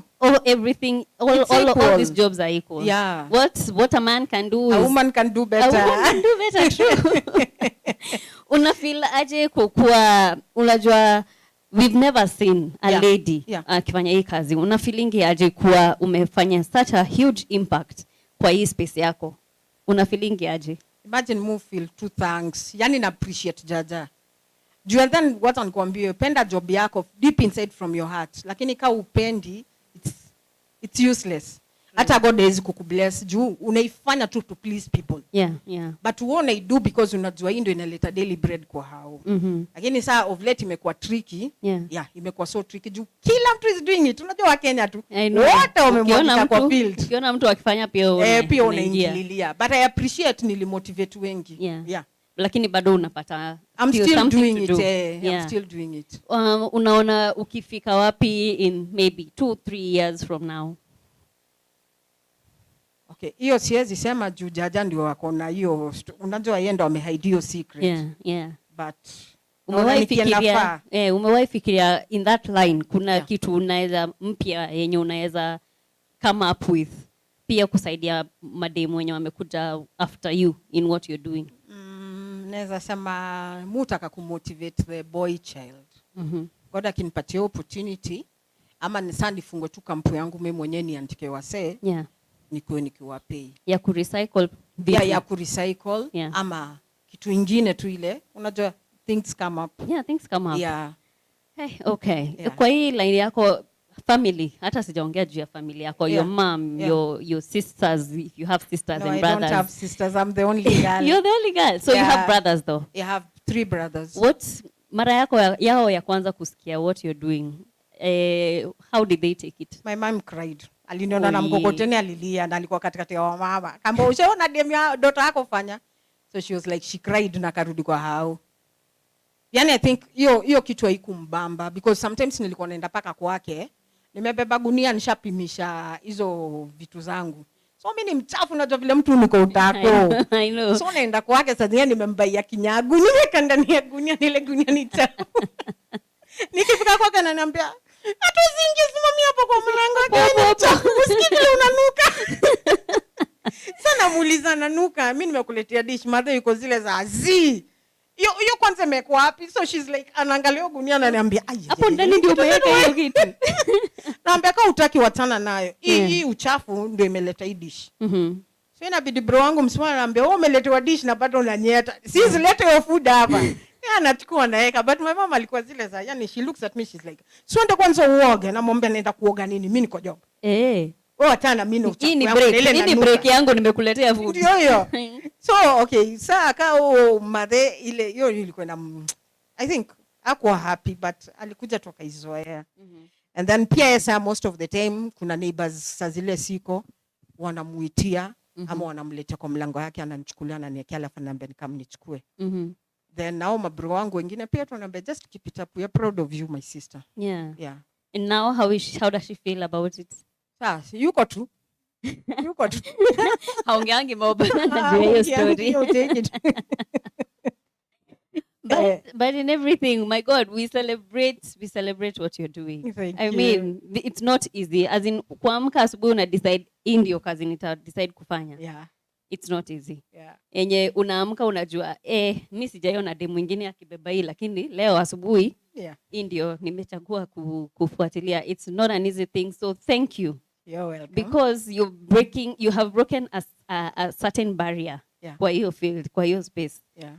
Na kuonyesha madem by the way, this hii maisha ya kuombaomba, this is not the way to go. Poko mademu wanadu. Exactly. Mara sijui kwa bao umekea msee sijui inaitwa hiyo mchele. Mchele. Unajua kutafuta masponyo. Basi ndio hiyo. Haja gani uchukue hazi yenyewe? Haisaidii. God alikubless una mkono, una macho, una mguu. Do something ikulete. Mimi by the way nina mabeste walijichuja kwangu juu nilikata kuanza kufanya upoko kao. Hiyo time nilikuwa na locks by the way. Anambia kama tuende pub fulani. Una mabuda utakunoki, hii trade yako na wewe ni black beauty, huwezi kosa mtu. But ukitry kuimagine values zako na change. Ni what am I after? It doesn't help. Wow. So madem hiyo upoko na sijui nini, ndio najua sasa hiyo wanaongea mbaya. Yeah. Hata wakao wananiwatch najua ma haters ni wengi. Kwanza wana watch. Someone, my director, I need the YouTube comments. My haters ni wengi. Wacha tusikie kama kuna ma haters online kwenye wanatusikiza. Yeah. Thank you guys. Thank you so much for your comments. Naona watu wametuma maswali hapa na comments. Hizi zilikuwa za PIZO. Thank you guys for every one of you who has sent your comments, your questions. Swahili Factory na kuona pale, asante sana. E-squared when you are behind the scenes wanasema great job Nancy. Thank you. Beatrice anasema what has changed after the various media interviews you have had? Okay. Ulikuwa unanimentionia kitu backstage about someone, kuna mabuda walisimamisha gari. Yeah. Okay. Kutoka hiyo time ni interview unajua unakutana na wasee zile za ndio ule chokosh. Unajua mtu anakutegea anashindwa ni wewe basi unajua. And then okay, na thank God hiyo time again ilikuwa stressed hape. But kutoka nionyeshane kwa TV, I think ile uwepo wa Mungu uliniteremkia. So kuna wenye wananiangalia hivyo wanauliza, unaona pesa zilipatikana, unaona vile amenona, unajua shindwa. I thank God I'm fat because I'm supposed to be fat. Atitete ati mbona Nancy amenona, pesa ziliingia, mara sijui K10 walimbaia gari, Kialo walimbaia lori. By the way, watu walikuwa wamepromise. Hakuna, there is nothing by the way. When wishes wenye walijitolea ni ule mtu anakuambia let me buy you food for kids. Yeah. Let me do you this, unaona? Kama kuna rent ile nilikuwa na arrears na nilikuwa na arrears ya whole good year. Unaona? Hebu niambie kabla nianze kuzilipa pole pole ni malize, unaona? So unajua mtu anaona Nancy aliomoka. Unajua? Ni God amenipatia hii mwili. And I appreciate it. Na mind ilirudi ka relax, unaona? So mkiniona huko nje ati Nancy round umekuwa celeb, ona vile round unajua hii kunona yangu mimi sijui ni nini na watu. Seriously. Mtu anakuambia mind your weight, unashindwa. Na wakijua I don't even eat. Hata mtoi wangu. That is you, and considering ile kazi unafanya, up and down kila siku, unapushia mkoko nika uko gym lakini ukondi. Unashindwa God. Nini watu utaka? Wacha waongee. Waliongea ukipush mkoko. Wacha waongee. They will watch God's grace. Come down on you. Ujaja. Sasa anataka kuteremka. Mtaniangalia muulize ni Nancy ama ni nani? Sawa. So unajua hiyo COVID pia ndio ilispoil. Kuna wale walikuwa wameniambia Nancy tutakufanyia hivi na hivi, but it didn't happen. Na God, hiyo ilikuwa God's plan. Mtu atasema ati COVID ilikuwa ni msee amepanga, ni God. It was God's because plan. Ili affect the poor and the rich. Na tushukuru God atukudai, bado tuko. Na hiyo COVID bado nilikuwa na dhora, si ati nini, niko na vatu hiyo mask yangu lakini hizo mkono ndo ziko zinashika tu bado. Sasa hata huyo msee alikuwa ametupa hiyo alikuwa na corona, mimi kunishika. God amenikava na with his blood.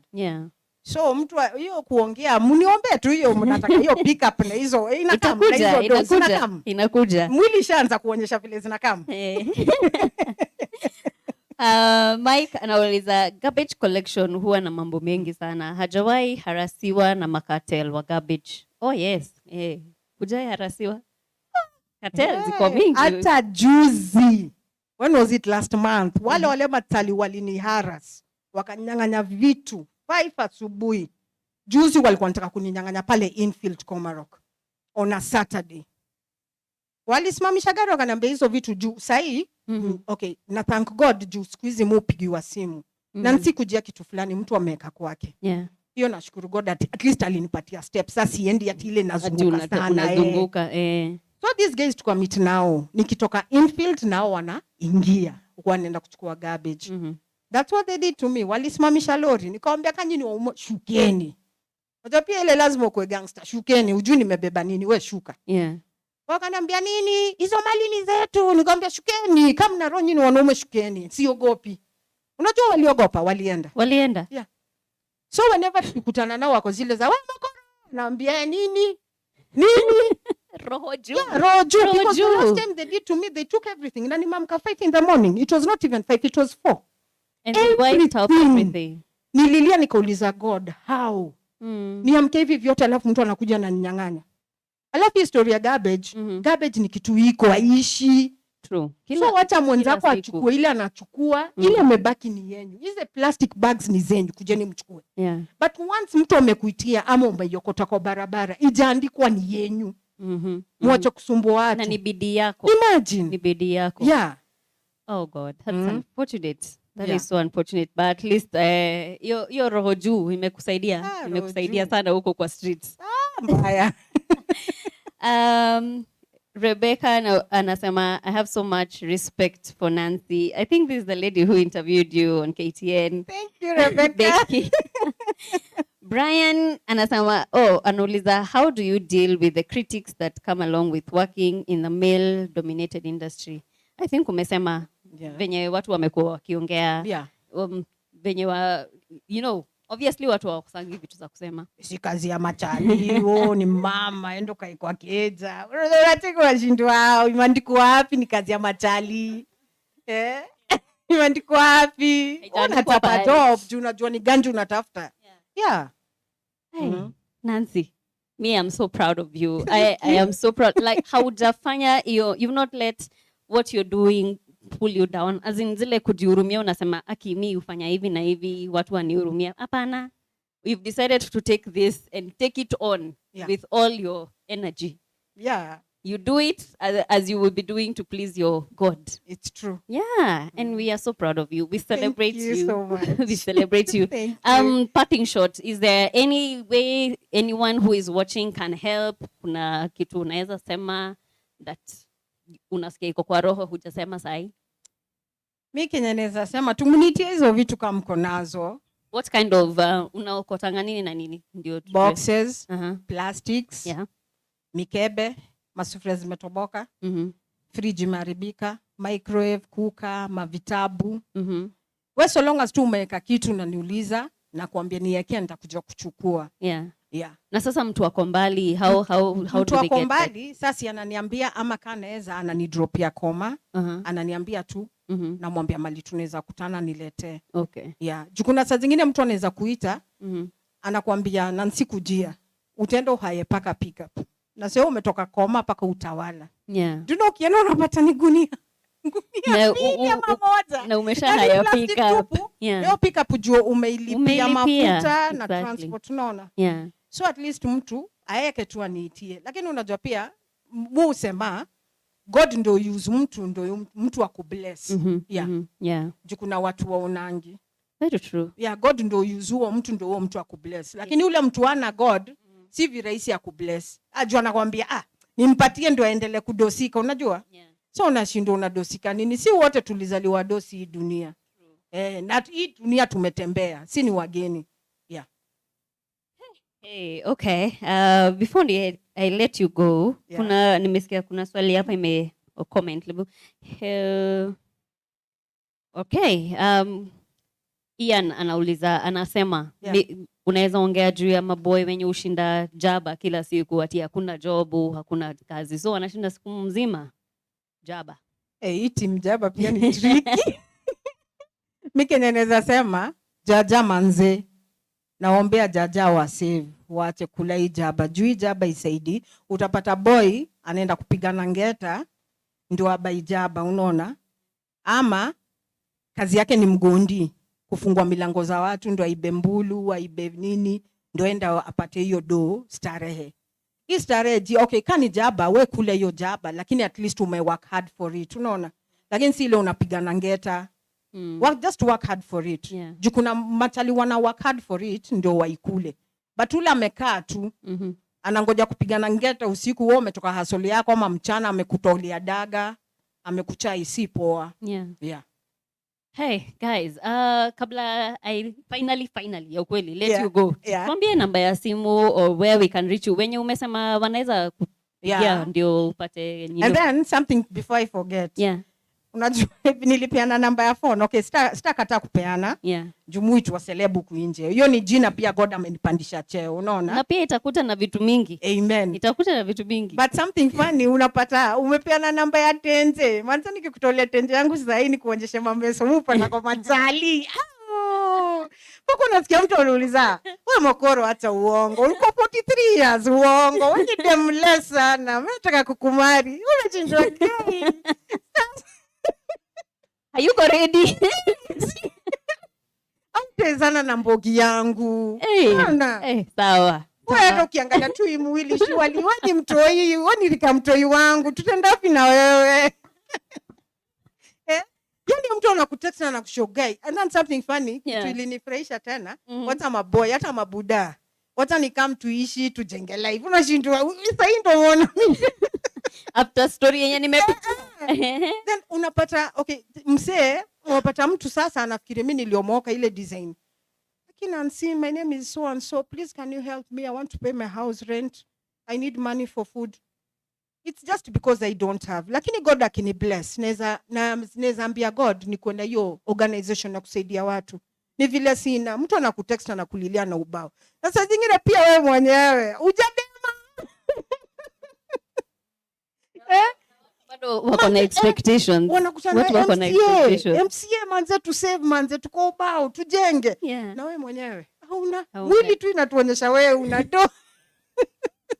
So kama unatumia hii namba tafadhali you better be calling Nancy because you have something to.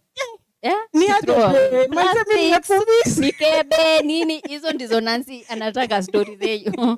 Hizo zingine ni AOB. Aya, so we'll share the number on our, but unaweza sema sahi ama it's okay, I'll give it out. Okay, yeah, you can share it alafu bado tutaiweka kwa our YouTube channel ndio watu wasikie. So my numbers are 0721 32 74 83. Nancy. Again? Yeah. Yeah, once again. 0721 32 74 83. Nancy. Nancy. Yes. Nancy Achieng. Achieng. Nancy Achieng. Na pia ukitaka kutuma kakitu, M-Pesa bado iko open. Haina shida. M-Pesa iko wazi. Unajua the more you give, the more you receive. In Jesus' name. In Jesus' name. Amen. Thank you so much, Nancy. Thank you for your energy. I love your spirit. Yeah, you're such a happy soul. You're such a happy soul. Thank you so much for coming to East Squared. Keep pushing. Thank you. Don't stop. Thank you. Keep pushing. Keep pushing. Thank you. Yeah, and thank you for bringing your lovely son. At least nimeona ameenjoy kuona vitu zinahapenaje behind the camera. Sana. Pengine atatujoin very soon. Very soon. Yeah, nimeona kona interest ya vitu za media, technical stuff. Yeah, so thank you so much. You're welcome. All right. Thank you so much. Okay. Have a blessed day. You too. Bye-bye. All right. Wow, that was a fun interview. And Nancy, I'm so proud of the things that she has done so far. Like, she has taken a job that we always say, ini kazi ya mashali. Yani, you endesha mkokoteni. She starts her day at 4 in the a.m. You'll find her there with her mkokoteni, going to pick bottles. You've had her cartons. So if you have anything, books, she collects all those. Old fridges, old microwaves, please. If you can reach out to us, we'll get a way of getting them back to Nancy. If you can always, if you have trash that you're not using, plastic bottles, cartons, bring them our way. We know how to reach Nancy, or you can call her, the number that she has given there. But thank you so much, Nancy, for bringing so much energy. I want to bring Daphne back on. Come. Hello. What did you think of Nancy? Wow, she's doing great stuff. As in, she's resilient. She's so resilient. To do that stuff and manage in that Space. space. Yeah. I salute her. And you see, she's doing it, and she tells her story with so much passion. Yeah. Like, life didn't go well when she went abroad, came back and picked up herself. And, you know, despite the depression, the depressive state that she had for a bit, Yani, her story is of resilience, of hard work, of, I don't even know. She's just people who can't be broken. I know. You can't break me. You can't put her down. No. And she has a smile on her face when she's telling that story. I mean, I'm so challenged. I'm really challenged, and I hope you guys are back at home. Yeah. Not to see as though there's any work that a guy can do that you can't do. I mean, if she's pulling a mkokoteni, ile kazi unaonanga ni chafu. Yeah. She's doing it, and she's thriving. She has a kid who is in school, and another one who has just finished from 4. I mean, what more do you need as evidence that this is working? Set a good example, as in, that working spirit. Yeah. As in, you need to work hard. And the fact that she you said need to be proud of what you're doing. Her boy is so proud of what she does that he's not letting those kids bully him into, oh, mamako endesha mkoko sijui nini. He's like, my friend, that's my mom's hustle. Yes. Yeah, and I'm proud of what she's doing. Me, I felt like, yo. Anyway, yeah. Hey, today's show, my friends, I told you guys it's going to be an amazing show. Are killing it. Yeah, women are killing it out here. And we also want to go to, there's a video that we have prepared for you guys. Please take a look at what we had to do to celebrate. We did to celebrate Women's Day. And then we'll come back for another session with another wonderful woman in studio.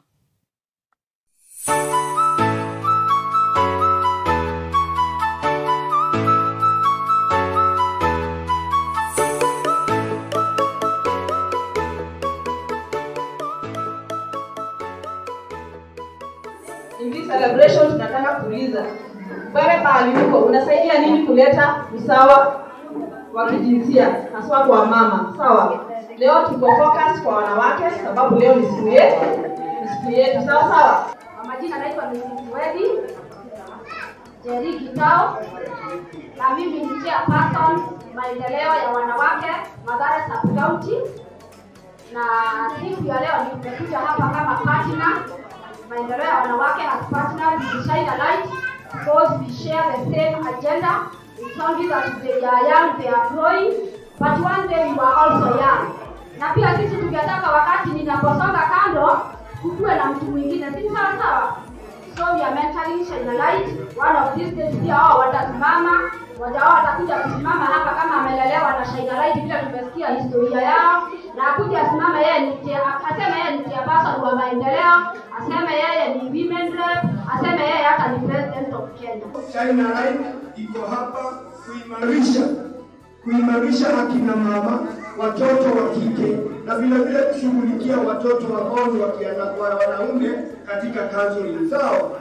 Na kila wakati tunasema mambo ya elimu, Shine a light iko pale sababu ya nini? Kupata elimu. Ile community iko na wasichana wenye wako capable, wako empowered. The community iko na less early pregnancies, less prostitution cases na less crime. Sisi tunajua pia wasichana na mama tunachangia crime. Sisi tunachangia violence. Our main agenda kabisa ni kufanya mwanamke akuwe confident enough, aweze kujisimamia mwenyewe, aweze kuachieve goals zake za kimaisha, aweze kupata kitu yoyote yenye anataka, because lazima ianze na mind, alafu utaachieve kitu unataka kwa dunia. Kwa sababu Mungu akituumba aliumba mtu sawa.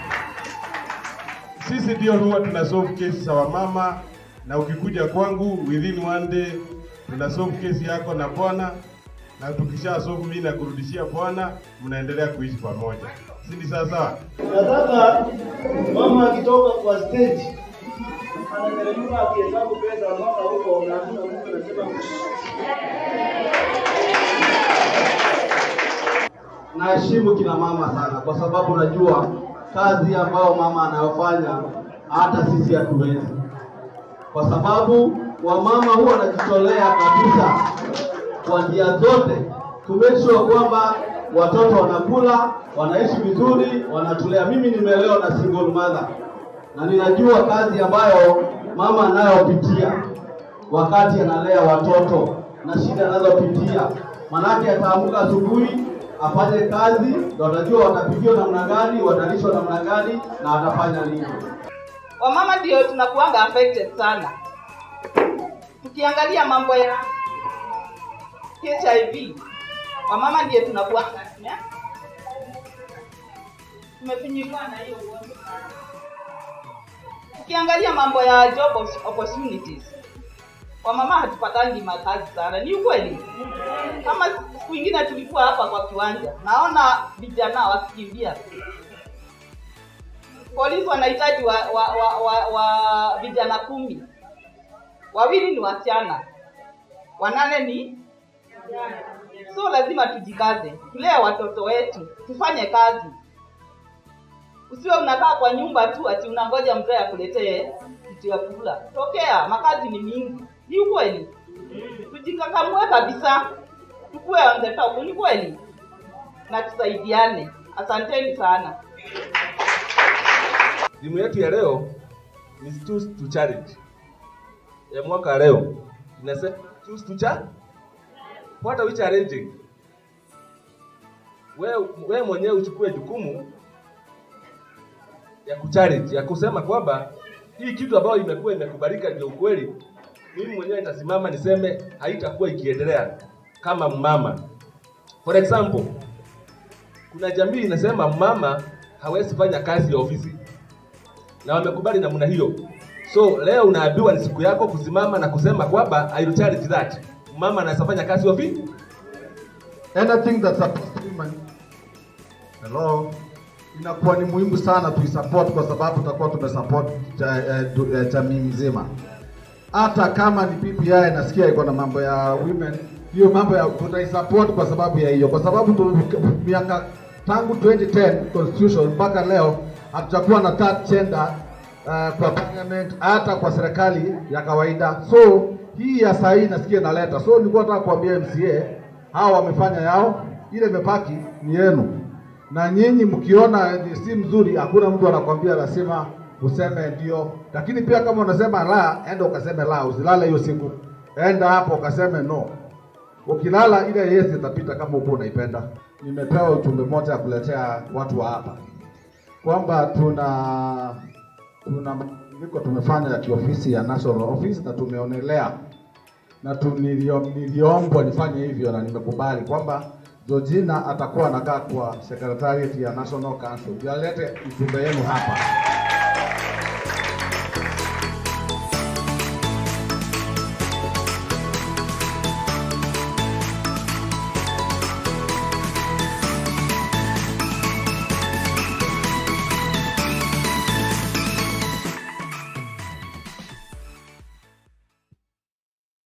So that was our Mtaani session at Kiamaiko with Shine a Light.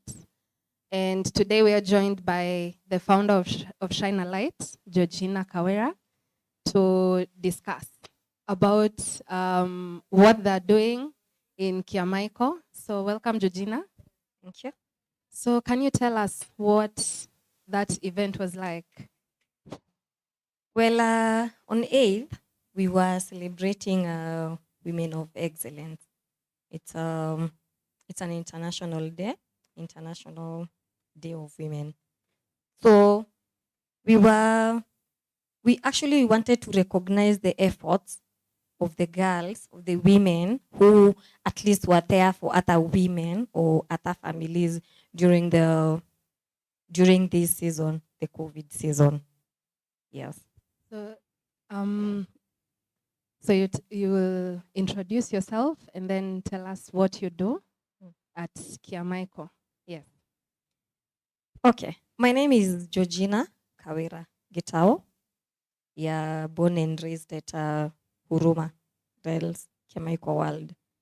I'm the founder, amongst others, of Shine a Light organization. Well, what we do mostly is we focus on women and girls empowerment.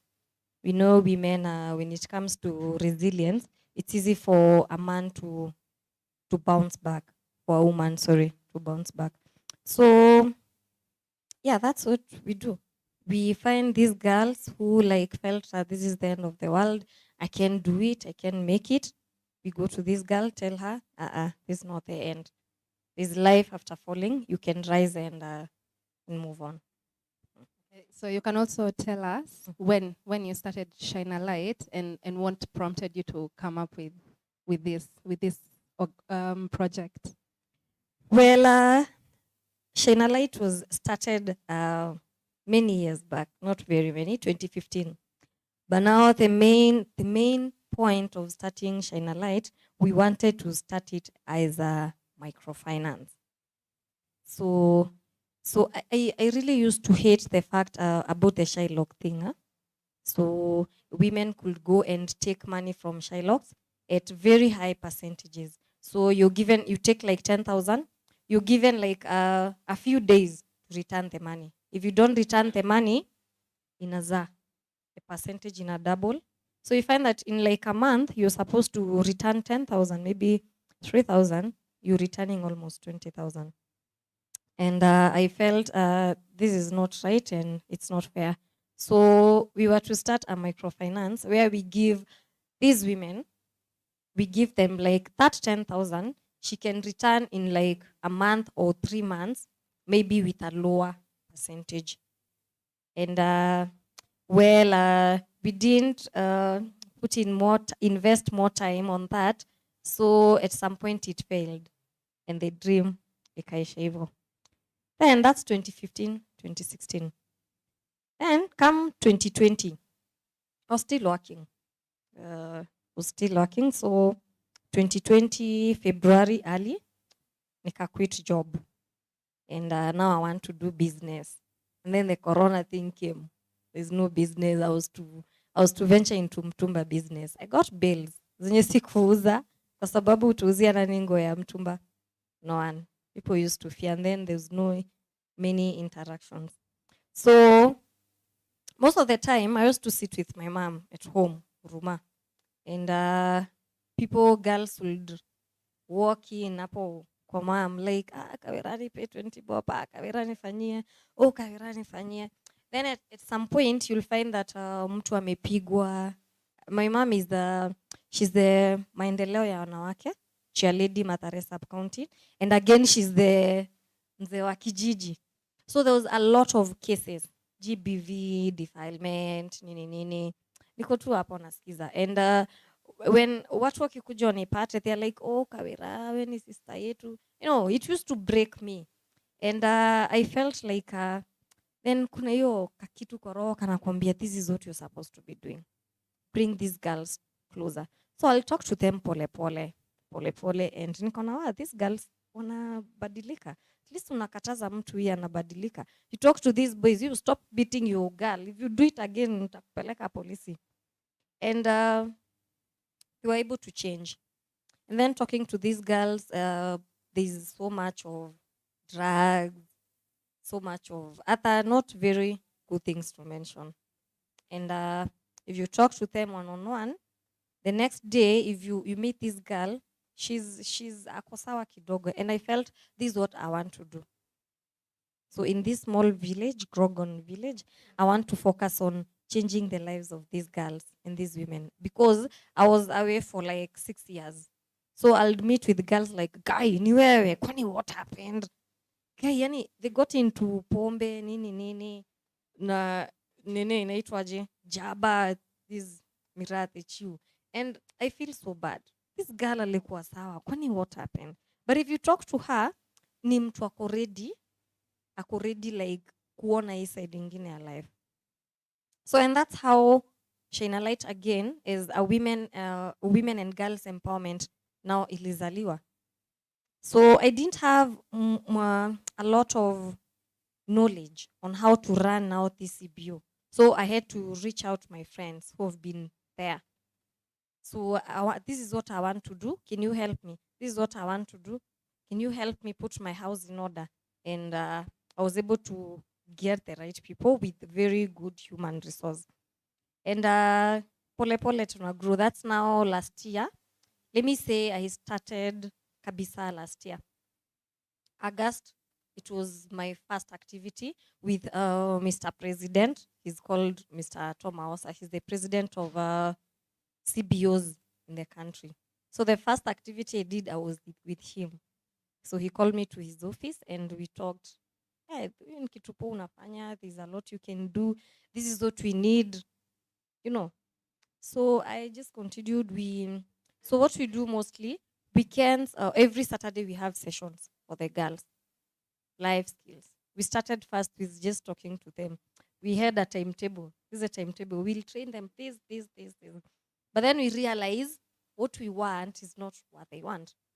So we had to ask them, what do you want? What don't you know? Mnataka aje? Ungetaka aje? So that way, from their views, we now have let me call it a timetable, where we every Saturdays from 2 we have sessions with the girls. Yeah, so we train them. Yeah, life skills, behavior change. Yeah. So coming into this, how bad is the problem? Is it what you had anticipated, or how did you maneuver? Well, starting from last year, August, it was not easy. At the moment, I have 10 girls. 10 girls. But bringing these girls together, now let me not mention the women. It was not easy. Just easy. They like, where Kisha? They go back to their life. But what you do, if you're trying to kuonyesha mtu njia, there's light hapo mbele, you don't drag this person. Unaacha mtu anakuja na pesi yake. So they'll come, like, chungulia kwa ofisi and go. Chungulia kwa ofisi and go. But it came a time when they could come sit in the office and we start talking. At least we created we have a safe space every Wednesday. And then that safe space again became, we developed an entrepreneurship, a table banking thing where we contribute 100 bob. Having these girls to come with 100 bob every Wednesday, it's not easy. Every Wednesday she's coming with 100 bob. Badala to go and choose something or do something else, she can come sit there for 20 minutes, do the session and go. And at times they sit even an hour. We're just talking. And we share a lot. And sharing with these girls, we realize, wow, there's a lot we need to do. More than what we knew or what we thought, there's a lot that these people in the community need. Yes. So how are these ladies responding to this project? So far, so good. Like right now, we have a session in the office. It started at 2:00 when I walked in. So there's a facilitator taking on through, and at least they come. Unlike other days, they were not coming. You could go knocking to their doors. Kuna session saa 8, and you're like, saa 8 ni time ya kulala. But now they come. They even remind you. Tukona session. KAWIRA, tukona session saa 8. Saa zingine hata, like today, I was telling my friends, why, yani, these girls ndo nanikumbusha kuna session saa 8. It's impressive. I feel good now that my girls are changing from here to here. And then they're able to pull again. They're able to bring other girls on board. Because if these girls sees that we amebadilika kidogo, amefika hapa, then they badilika. Yeah. But it's not easy. Yeah. So in these sessions, what are some of the activities you guys have? Well, we train them on first you need to do on life skills. Life skill, you need you need to identify yourself, behavior change. I'm not the mwalimu, they are teachers, but we realized first we need to focus on life skills, and then we go to behavior change, and then more to that, family planning. As young as they are, we felt it will be good if we do family planning, because most of them are active sexually. So yeah, but most of the time what we do, we ask them, what don't you know? What do you want to know? Ungetaka kujua nini? Ungetaka kuambiwa nini? Ama would you want clarified? Yeah, we don't go as per the curriculum exactly. No. So at times we ask them, what do you want to know? What else don't you know? Yes.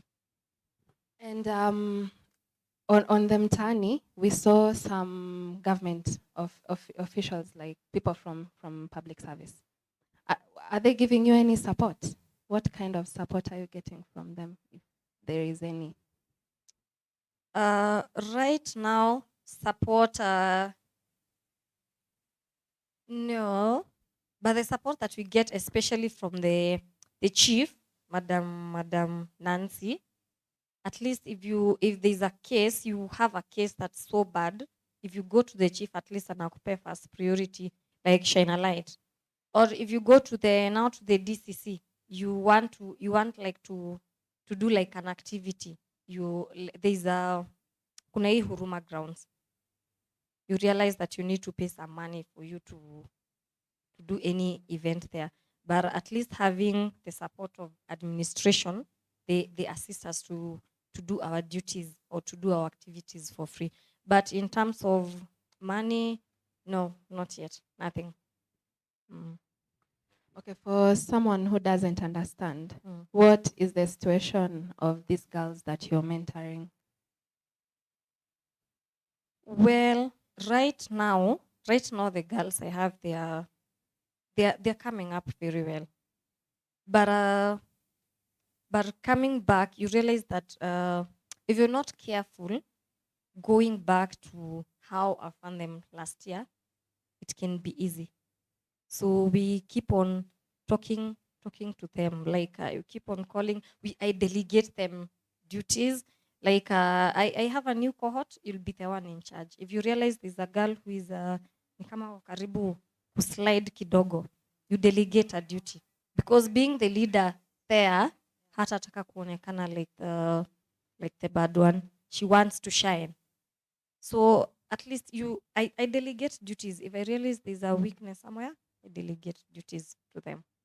So if you were to tell us the issue, like what are some of the issues you found these girls were really going through? Yeah. Well, the main issue is most of them are single mothers. They went back to their parents. So, and others are still with their boyfriends, where they have to sit there. Because if you go back home, there's no enough food, and you're getting food maybe from this man. So you have to sit there, even if you're being violated, you just have to sit. So there's these girls feel like they are not hawatoshi. How do I say it? Hawajajikubali. Like, mi siwezi. You tell someone you're capable, you're great, you can do it. Like ajui, she don't know that part of her.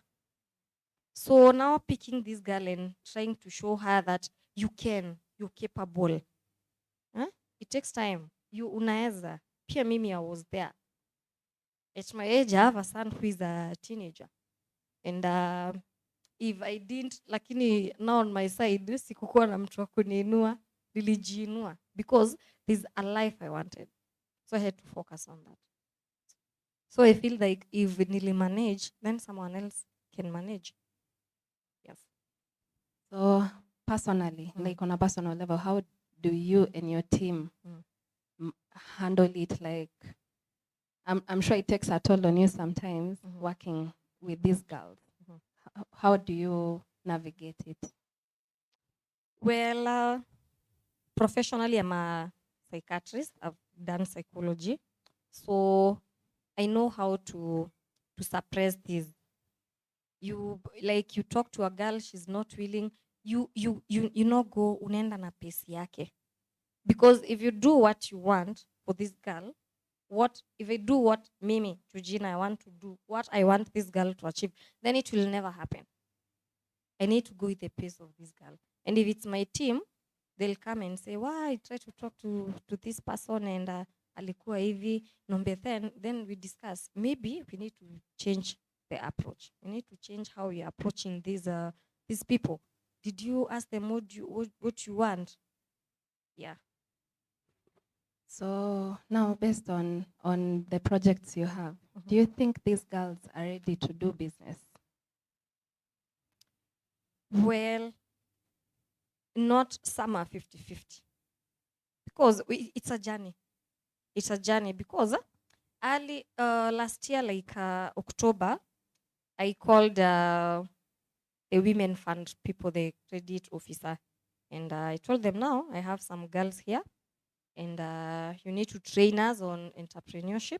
You give to patie your pesa to patie these girls.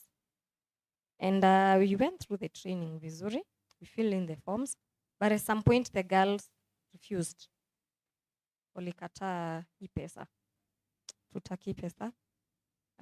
Tuna biashara exact yenye tunataka kufanya. So that's what I wanted for them, but that's not what they wanted. So I asked them, what do you want? What do you want to do? You want to do some business? Yes, but I don't want to be given money that yenye nitarudi niambiwe nirudishe.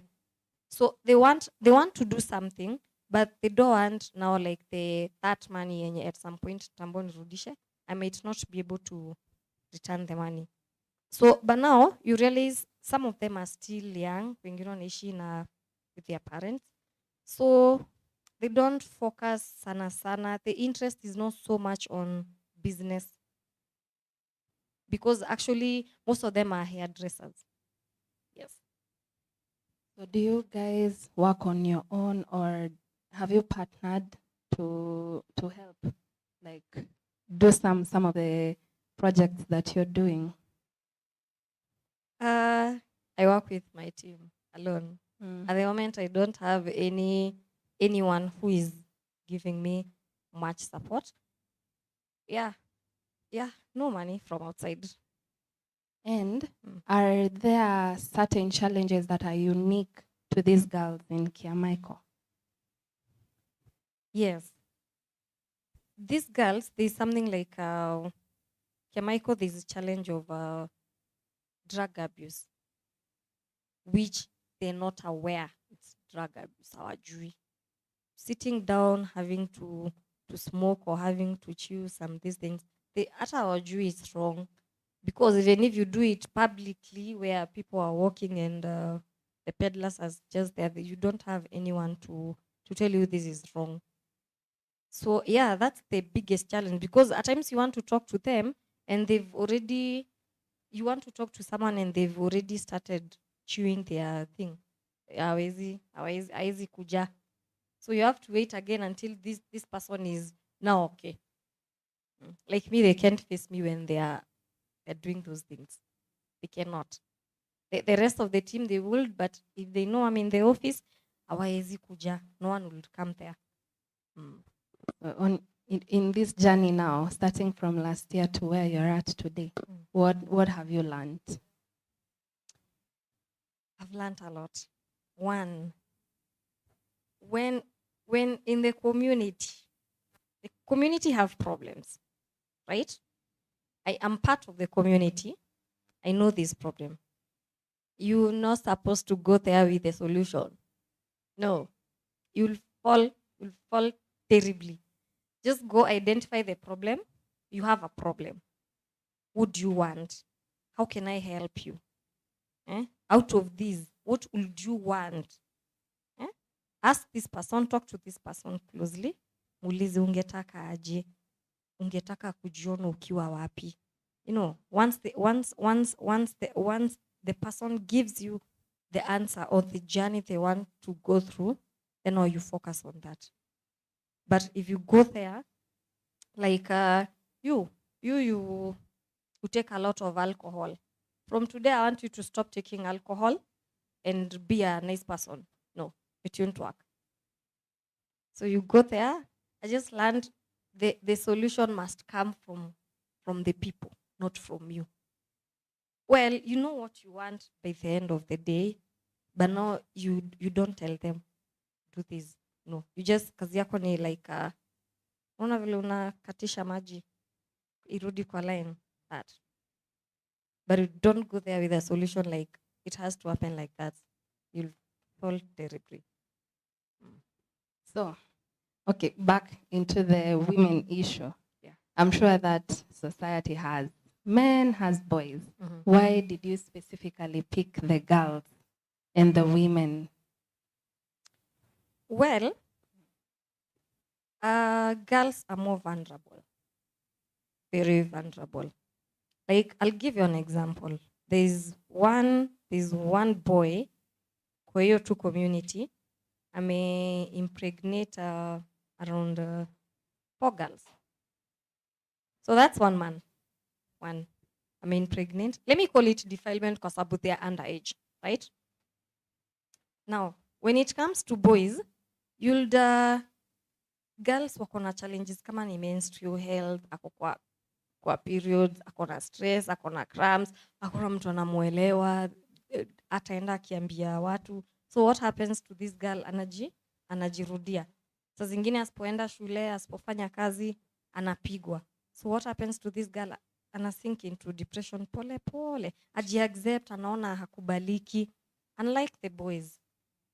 And then, well, I don't do, initially it was 100% girls, but I came to realize you'll empower all these girls and watakuwa very good, watakuwa lawyers, watakuwa nini, and then bado kutakuwa na these boys are now the garbage, watakosa husbands. So what we do 70% girls and 30% boys. Here, you were given a new post by the CBO president. Tell us about that. Yes. Mr. President Toma Osa promoted me to the National Secretariat as one of them. Actually, I was very glad. At least he recognized the work that I'm doing. I've worked with him closely, so he knows exactly what I do and how I do it. Yeah. So I feel maybe he knows the work I'm doing. It's not because I'm not doing it out of maybe I'll get a grant somewhere. No. I do it from my heart. He knows. Maybe that's why he felt she deserved this post. Sorry. Congratulations. Thank you so much. So how will that influence your work in the community? Well, being in the national level, you realize I'll be able to know more what's happening. It's easier for me to get now the information, and it will reach my community vira kwa urahisi. Yeah. Because actually most people don't know there is something like a national council. But now me being there and being in the community, at least now people got to know there is Mr. President. And now GEOGINA will be sitting next to Mr. President. Yeah. What are some of the future plans of Shine a Light? Well, at Shine a Light, I'd love to see an empowered woman, a woman who was very low, who is maybe an MCA somewhere, a women rep somewhere, a survivor who couldn't even face people, who can now stand and fight for other survivors, people who are being violated. I also do a lot of GBV cases and child rescue. I do a lot of that.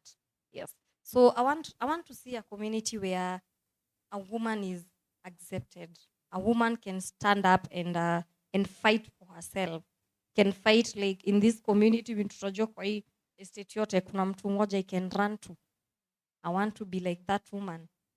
She rose aliinuka from zero, now she's somewhere. That's what I'd love to see. And our girls who dropped out of school, most of them it's because of school fees. The girls that we have outside who are the early marriages, most of them it's school fees. If I can get someone who can give me scholarships for these girls to go back to school, that will be my joy.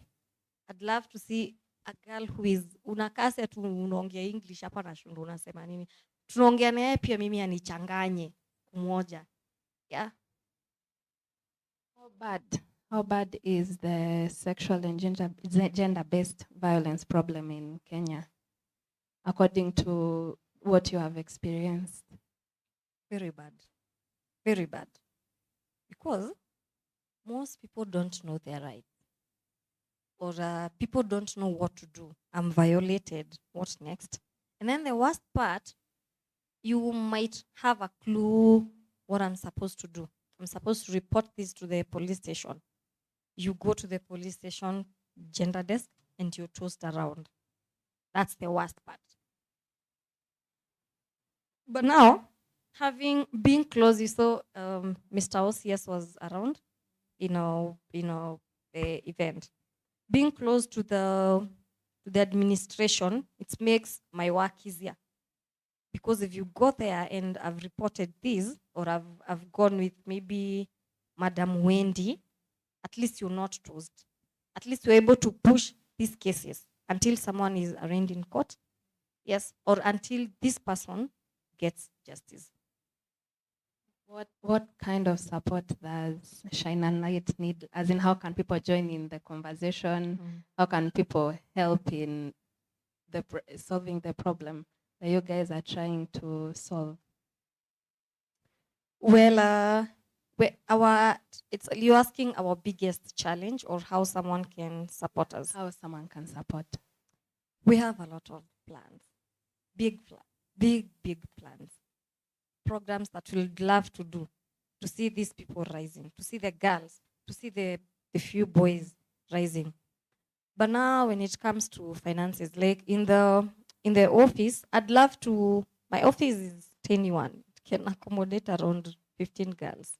If I'm able to get a bigger office, or if it's maybe a hall, a resource center where I'm able to train more girls, then it will be the better for me. If I'm able to get someone to do these programs, I want these girls to rise, to come up, know what is GBV, what am I supposed to do, where am I supposed to do, If I get someone who can help me run the program or the project, I'll be very grateful. I forgot to ask about your team. How big is your team? What roles do they play in this? We are 8. Yes, we have there's a Chanelite. We have the secretariat. Secretariat, it comprises of 7. We are 7, and then we have a board. I work with my friends are professionals, so they said you need to have a secretariat, and on top of secretariat, you need to have a board. The board it comprises of 5 members as well. So I mean both in the secretariat and in the board. So we are 12. 12, yes. 5 plus. We are 11. Sorry. Yes. Thank you so much. We really do celebrate you and your team and the amazing work you're doing in this village of Kiamaiko. Kiamaiko, yeah. Yes. So thank you. Thank you so much. Do you have any final words you'd like to say? Yeah, what I'd love to say, it's the girls, most people that you see in the community, they look like wameluzob. Most of the people don't go condemning these people. Most of the time, they don't even need money. They just need someone. They just need a ear, a shoulder to lean on. And mostly, being a psychiatrist, most of the time, that's what I offer. People come. That's what most of these girls, most of these women, most of these boys, they need. They just need a shoulder to lean on. And then you might give them money, yes, but you're making the problem worse. This person is still depressed, will go and maybe drink or smoke all the money. But if you listen to this person, tells you this is what I'd want to do with my life, this is what is bothering me, then you know where to start. Yeah, you know how to treat the wound. Yes. So if there's any viewer who wants to find you right now on social media, do you mind sharing your handles? Like, tell us where we can find you. If it's your social media pages or your website. Yes, our social media pages like Facebook, it's Shine a Light CBO. Then on our website, it's www.shinealight.org. Yeah, just that. Well, guys, that was GEOGINA. Thank you so much, GEOGINA, for sharing what you and your amazing team are doing in Kiamaiko. Yes. Yeah, thank you so much, Daphne. Okay. Madrasli unadu ndo utajua leo ni mi niko juu kwanza sijuu nasema nini leta hiyo mkupe ndua hiyo mwilina ati leo ni pi tunacheza kwa hii room mi ndio mode wende stude so mi ndio na rule pardon me baby boo no need to be rude round ni 12 za kiugirimba yani za kiubistu ati hii ndio maidhami ujam kakinuku sweti kimwagika signal ya piga nduru ndio maana maidhota nipata tuna njugu a very strong man.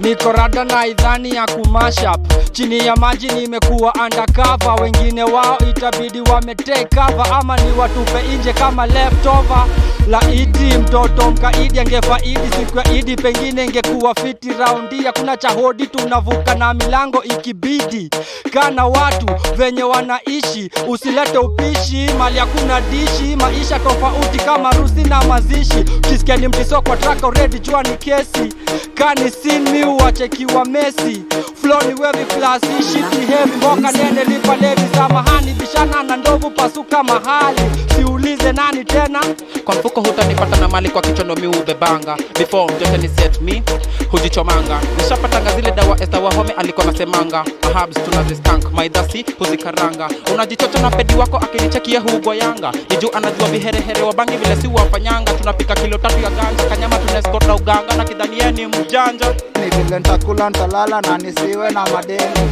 kwa mka asubuhi manishi utalala jioni lazima ujitunge juu kila siku zikoni kutafuta hizi pesa na sizioni kuwa na saving account chafikisha milioni popla strategy kwa life na bado siponi kutoa ideas lakini dunda na beat songa na beat tumerudi tena with another mad hit wa feel vinye watafeel hawa nafik sina time ya gossip niko kwenye party wa super na bale kama watiaji wako wanakula vibare leta nare ni washe kitu fulani ntupe Kiswahili mpaka nione si mimi.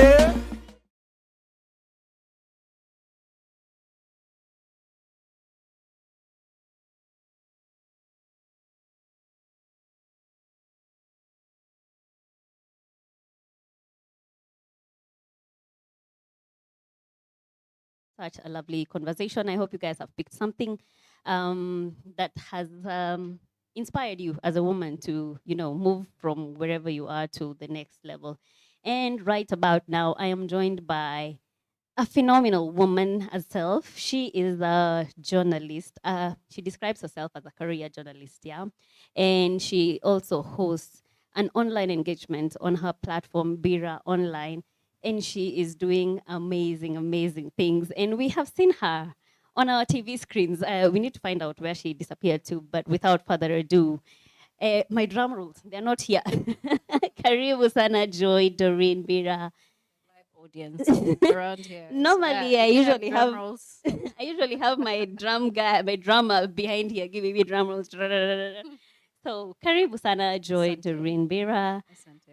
We are so honored to have you. I'm so glad that I'm the one who is actually getting to have this sit down with you. I have been keeping up with BIIRA Online, and I keep saying, I need to talk to this woman. You know, she has this aura of, you know, calmness. Yani, you're just so chill. You know what to ask. Yeah. I was thrown into this seat very abruptly myself, so I didn't train for this. I know what to ask, actually, just like you said, because it's a skill. You gain it over time. It just doesn't happen on day one. I mean, you craft it, and then you perfect it. Well, do you ever get to a point where you say you're perfect at it? I don't think so. I doubt so. Yeah, but I mean, along the way, you tend to perfect it along the way and keep learning as well along the way. So yeah, thanks for having me here. Yeah. I am excited to respond to your questions. I Yeah, know they're like 1,000,001 of them. Yeah, true. It feels weird sitting on this other side, yeah? It's very weird, but I am starting to get used to it because lately it's happening a lot more often than I expected. So yeah, I am getting used to it now. Resisting the urge to ask the questions. Very much. So I try to have a conversation with the person asking the questions before they start asking them, so I can ask all the questions run out of them, so they are able to ask me their side of the questions. Yeah. Amazing, amazing. And Yeah. so lovely to have this conversation with you. And before we actually start this convo, maybe just a brief background of how you have gotten to where you are today. Well, besides the fact that God comes first. Yes, Because definitely. without God, there's so little that we can do. Yeah. But taking you back to my journey, my Mhm. journey is weird. No, is it weird? Is weird the word? It's like something of a coincidence. So I was about 19. Am I allowed to say 19 and a half years old? I was about 19 going on 20 years old. Yeah. Just started my second year in university, a student of information technology, who just happened to have a friend who was going for auditions Yeah.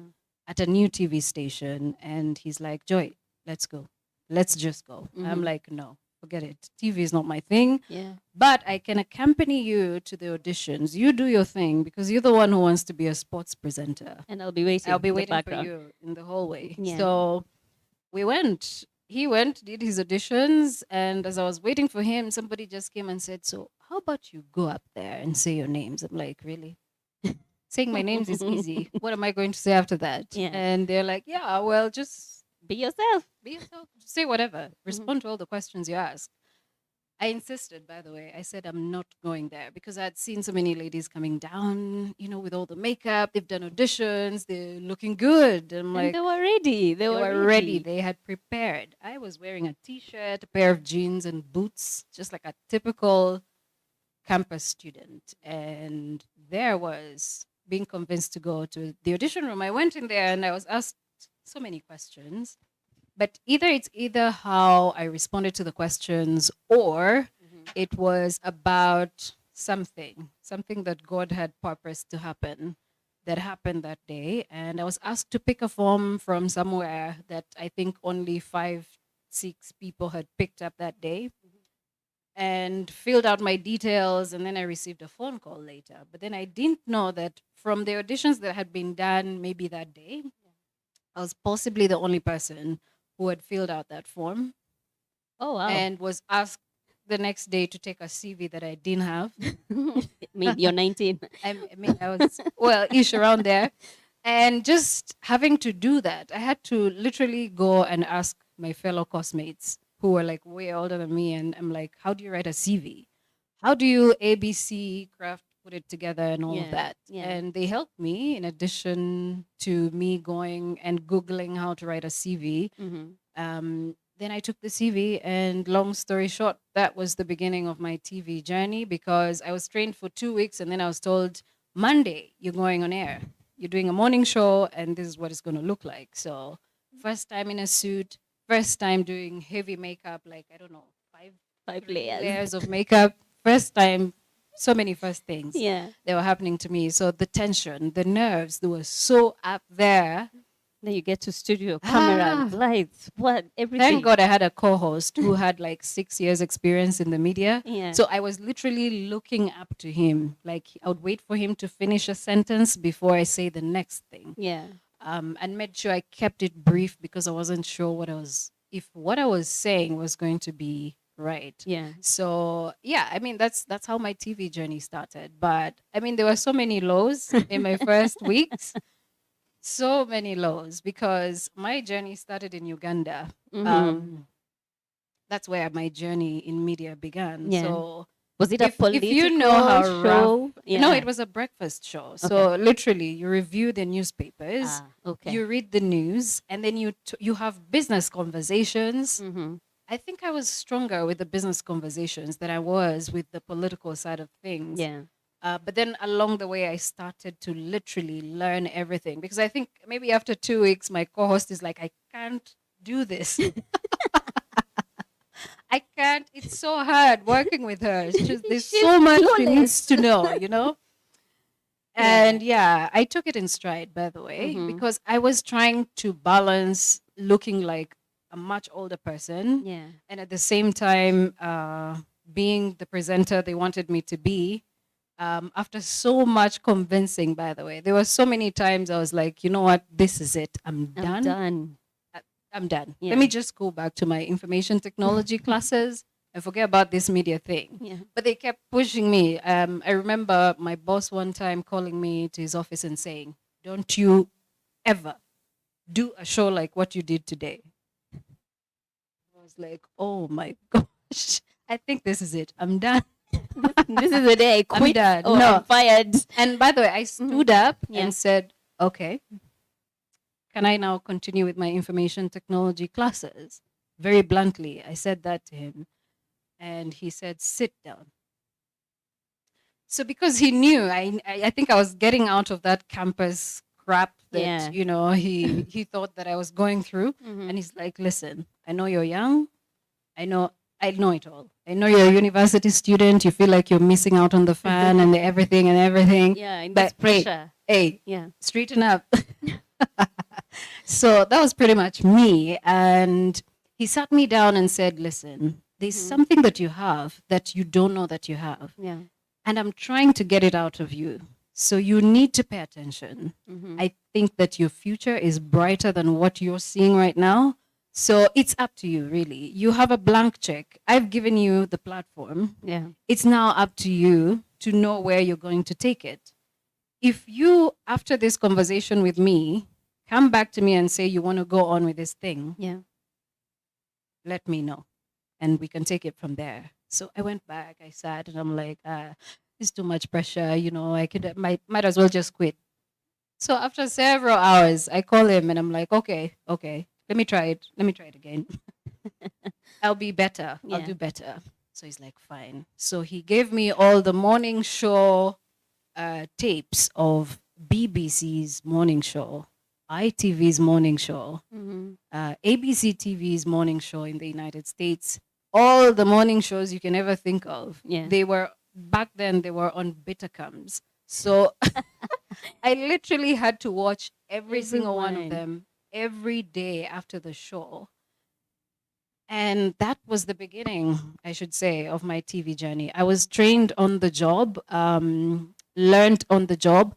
Every time I would hear of journalist training, I would take it up. Every time I would hear about anything to do with perfecting your art as a communicator or presenter, I would take it. Yeah. Whether it was a week or 2 weeks or 3 weeks, I'd take it. Take it. I took them all.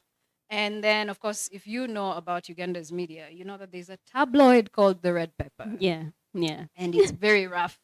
So my first months in the media were crazy because the media wrote about me and said how, I don't want to use the word blonde, For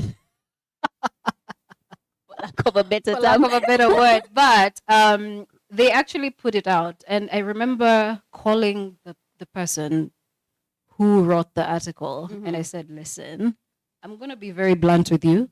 I was never a communications person. Yeah. Everything I'm doing, I'm learning it on the job. But thank God I was 20 or 19-ish, 20 years old. Yeah. And I could do anything with myself. You know, I could take all the risks and still Exactly. walk with my head up high because who cares? You have I'm the whole 20 years life old, ahead of you. You know, exactly. Yeah. So I talked to him and I said, look, if there's something you want to teach me, teach Teach me. me. Don't go and start bashing me in your newspapers because the truth is I am learning on the job. So take it in stride. Fine, write your article. It will get published and everybody will say whatever. Yeah. But at the end of the day, know that you have a role to play. If you want me to be better, you better tell me what I need to do better. And that's how I started to build my confidence in the media and grow as a media personality. It actually started from those basics, that you can come from nothing and become something. And here you are. And here I am. You know, how many years later? It's been over 10 years now. Wow. Yeah. Beautiful. And why? Why business? Why business? Why business? That's an interesting question. Yeah. So let me take you back to when I just started out. When I was in Uganda, I worked in Uganda for about, I think, 4 or 5 years before I moved to Kenya. And while I was there, there's so much that I was doing. I was interacting with different people because I had now grown my profile from just a morning show presenter to a news anchor, a primetime news anchor. I was also a radio presenter while there. I was a moderator of events. I was an MC. I was a voiceover artist. I was literally a jack of all trades and a master of them all. So after these 4 years, I mean, I had met so many executives. They had told me about things that I felt, were things I needed to know. Because, when you come from a space of not knowing anything, you tend to want to know everything. So I tended to have that urge to want to learn about what happens in the executive business spaces. So I literally knew about the process of how, from the members of parliament on the political side to the business side, of how decisions are made. And maybe that tended to, in a way, craft out my interest in business. So even when I moved to Kenya, I was offered a job at KTN as a primetime anchor. And I was a primetime anchor actually on the main news for about maybe 10 months. And then there was a change in management at the time where they brought in other anchors. And so when you're in that space where you're trying to figure out what is your next strongest point, because there's a change that has happened. So you need to bring out your other niche. So for me, my other niche I felt was, I think I can do technology stories because I was an information technology student. And that's my background. So did you finish school, by the way? I did. You did? Yes. As you were still at the Ugandan station? I took a year out and then went back and finished. All right. Yeah, so that's the background I used to say, look, I think I know a bit about business. I know about what happens in the business world. And so when all of these changes happened at KTN, I branched off to the business side. So I became the business anchor, and then I started from scratch because the Ugandan space is different from the Kenyan space. Very true. Kenya's space is very aggressive. So you also have to be brought up to speed, or you need to bring yourself up to speed with how the media in Kenya operates. So I started doing that, learning literally from scratch, because there was so much to learn as well.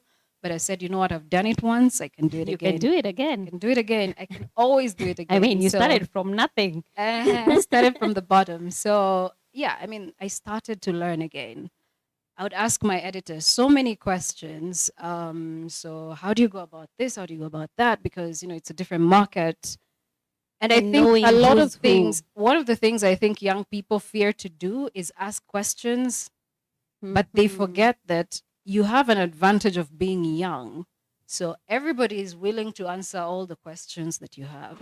Whether they're stupid questions or they're irrelevant questions or whatever questions, somebody is always willing to answer that question. So the best you can do is ask so you can know now than getting to know later when people are like, really? Or when you failed. You're this old, you don't know what this means.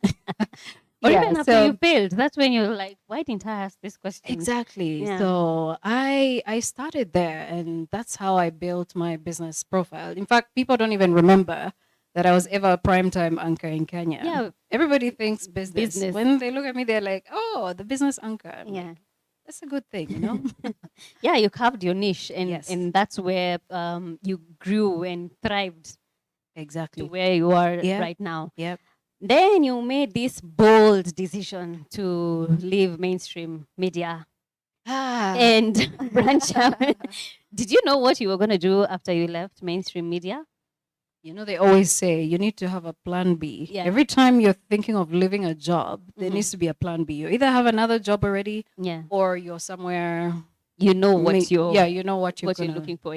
Exactly. So let's start by saying the reason why I left was I needed a break.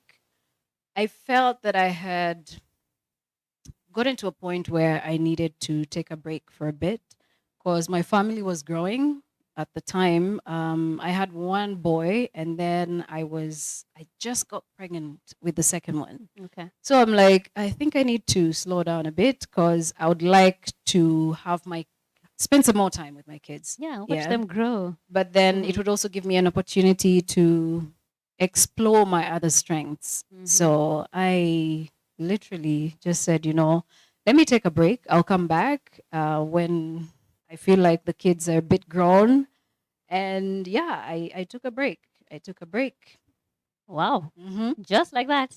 Yeah, I took a break, but it was planned. It was planned. Okay. I had been thinking about it, but I think there's so much that happened in between there that that kind of made things happen faster. Yeah. So by the time I was taking the break, I was feeling a little bit exhausted and fatigued as well. So I said, you know, for me to be able to come back fresher, re-energized, let me take a break. So I planned it, and I had done some training with a UNDP project. Yeah.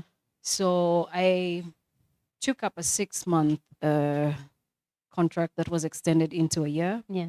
And from there, I said, you know, I'll see whatever can come next. I'll just do it. Yeah. So it was an interesting project because it helped me understand what my strengths are in strategic communication. I did that.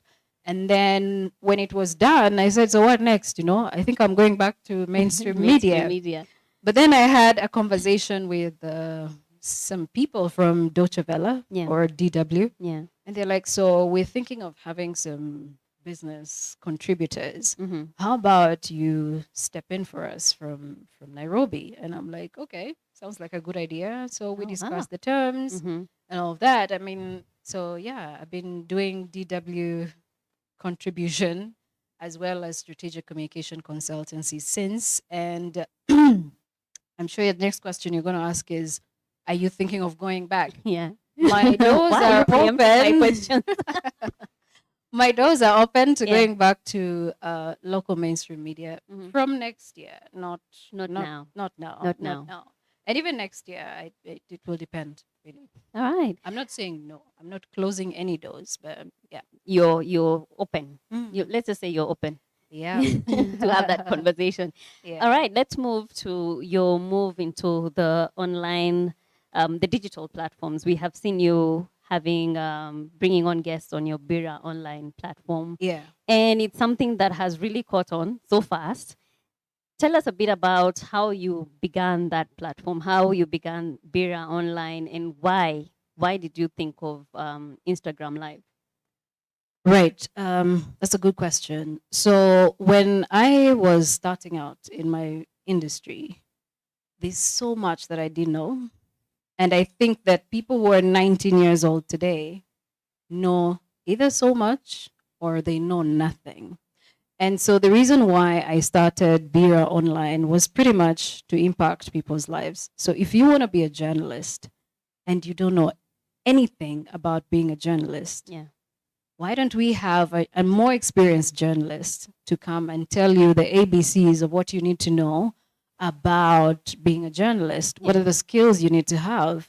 How do you become a great journalist in your career, in the career that you want to pursue? If you want to be a pilot, how about we bring you a pilot who flies the Airbus to come talk about being a pilot? How do you start out? What do you need? What is required? So that was the thinking behind BIIRA Online as a platform. And these are conversations that we started during lockdown because we realized that during lockdown, there were so many people who used to DM me and be like, so I need to know about this. I need to know, how do I become this? How do I start a business? How do I, and while I had the answers to most of those questions, I didn't have the time to respond to all of those questions. So I said, what if on a weekly basis we just do this? Because it's lockdown, people are home, they can learn something from someone. So we started the platform pretty much to educate, but importantly to impact the lives of people so they can know how they start from an informed point of view, not starting how I started on a nothing platform. And how has that impacted lives, the engagements you've had so far? It's actually been great because I've used people that I look up to speak to these audiences. I've also used people who have mentored me. I've also used business coaches. I've used people that I've met during events that I've moderated to come and speak during these BIIRA online conversations. And so it's really impacted people, because for someone to say, I went for an interview and I knew exactly what I was saying and I got the job, that is some impact, you True. can write home about. And while some of these conversations were monetized, I realized that they were impacting more people than I expected. And it's not just people in Kenya, people across the region, across the African continent. And people even started saying, so how can I be part of the conversations? Yeah. But they've not just been conversations. They've also been helping in my work, because sometimes when you're doing strategic communication, you also need to have value addition. So it hasn't just been conversations. Yeah. We've also had to have value addition, where if one of your clients wants to pass on a message, you give them the platform to pass on the message. So if people want to know about renewable energy, you provide the platform for people to know about renewable energy, but at the end of the day, it's backing up something else that you're doing. True. So yeah. Oh, wow. Okay. So this month we have actually been looking at how to run a business in Kenya. Right. And I feel like the way you even started that online platform, yes, in as much as you were trying to impact, the youth and people who are looking up to you to find out this or that. Yeah. It's also in some way a business, in some way. And there are people who are actually doing that in terms of their day-to-day. That's what's bringing their bread and butter. Are there other opportunities, online opportunities that are available for us to, venture out into that haven't been tapped into, in your opinion? That as haven't women? Okay, I don't really like to specify that as women, because I'm a believer in equal opportunities. So I think that what a woman can do, a man can do. What a girl can do, a boy can do too.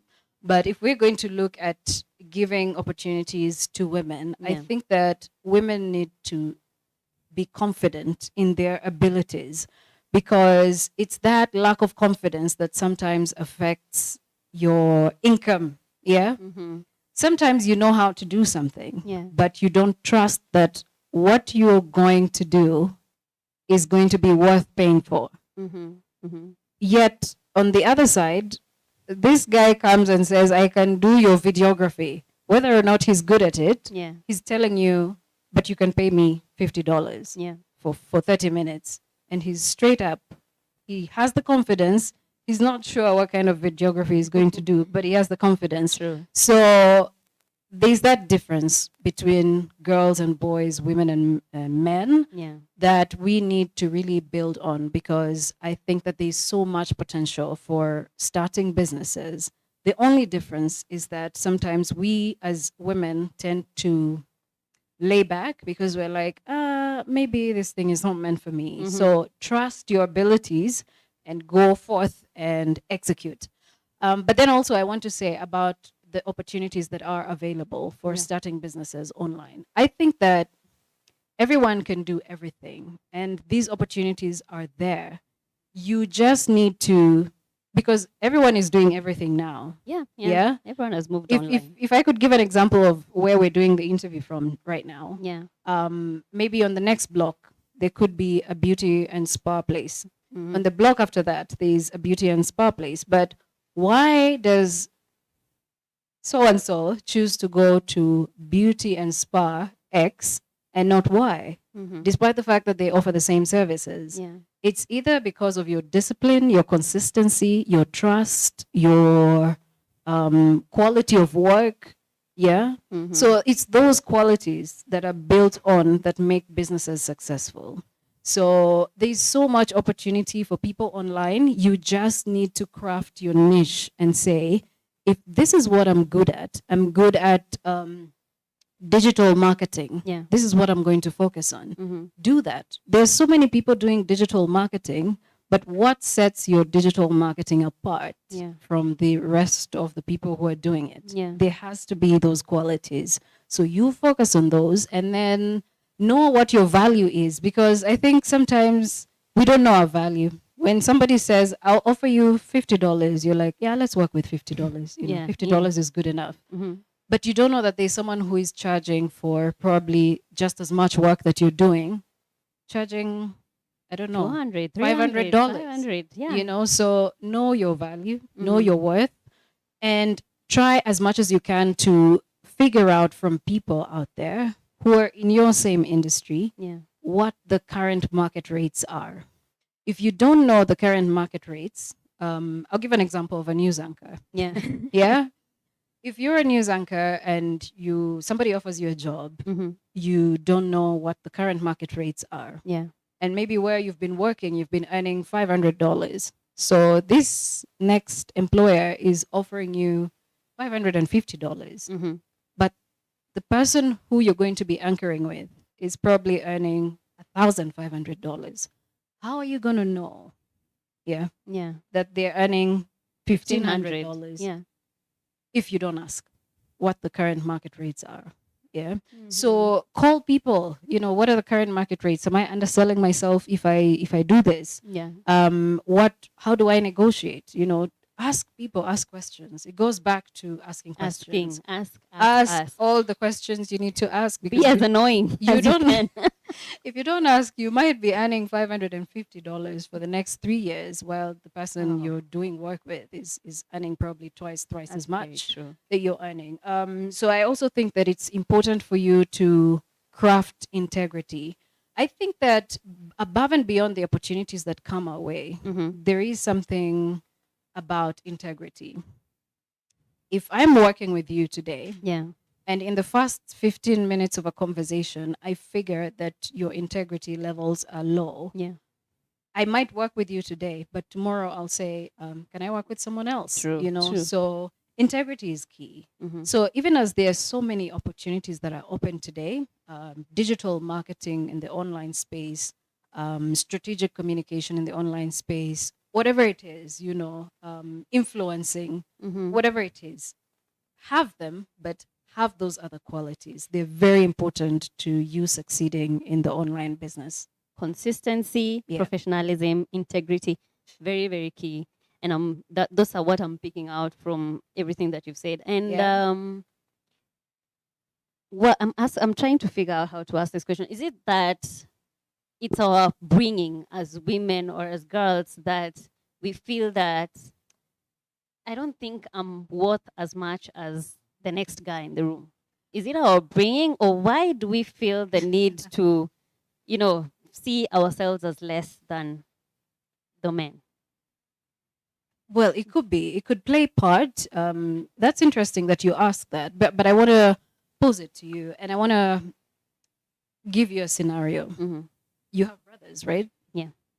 When you're growing up, or when you were growing up, did you have to wash dishes while your brother watched TV? Well, he came way later. But yes, there was some gender roles. Exactly. So how I grew up, we grew up in an equal opportunity family, equal tasks family, where we all did the dishes, but we all watched TV at the same time.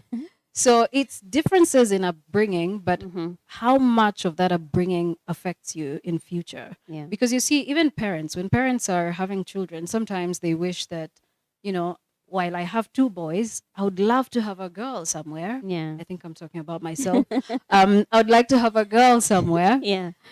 So if you can think that, why then do we tend to change the narrative when we grow up and say, this is a role for women, but this is a role for men? Why do we say this, you need to pursue this career in nursing, but I want my son to pursue a career as an engineer? True. Give them equal opportunities right from the start. Because if you as a parent can say, I want to have 2 boy children and 2 girl children, give them the same equal opportunities that you think of each time you're thinking about how differently. So upbringing plays a role, but I think that societal expectations also sometimes tend to put women's expectations down, which I think is something that needs to change. So if I'm going to say I choose to challenge, I'm going to choose to challenge the narrative of having to look at women as of lesser value, you True. know. Give equal value to everybody, because we probably even do twice as much the work Yeah. that our male counterparts do. So exactly. without having to sound biased, I want to choose to challenge everybody out there to just make sure that they give equal opportunities to both men and women. Very true. Yeah. Very true. And finally, before I let you go, and as my producer is trying to give me the YouTube comments, I don't have them here. Okay.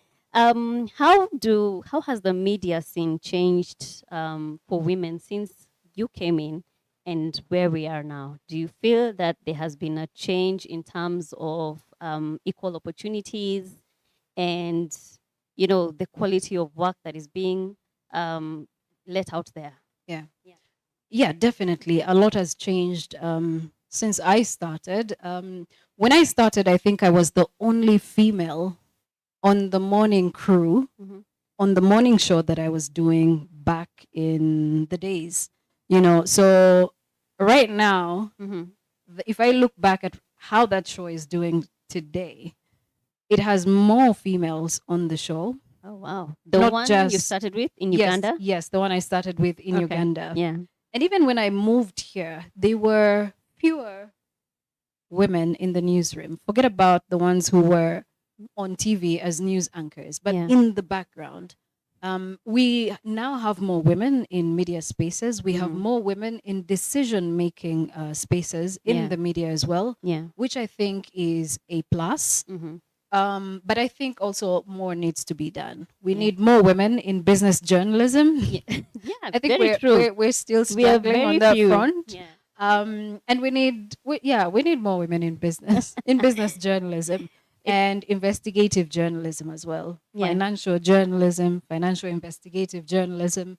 We need more women, because if we don't get them in those spaces, it's going to feel like we who came before them, we're not motivating them or mentoring them enough to pick an interest in these spaces. And honestly, business journalism is not that hard. If I'm going to speak for the business journalists, you just need to know what makes the news in business and how to craft out the stories, and pretty much that's it. So I think that a lot has changed.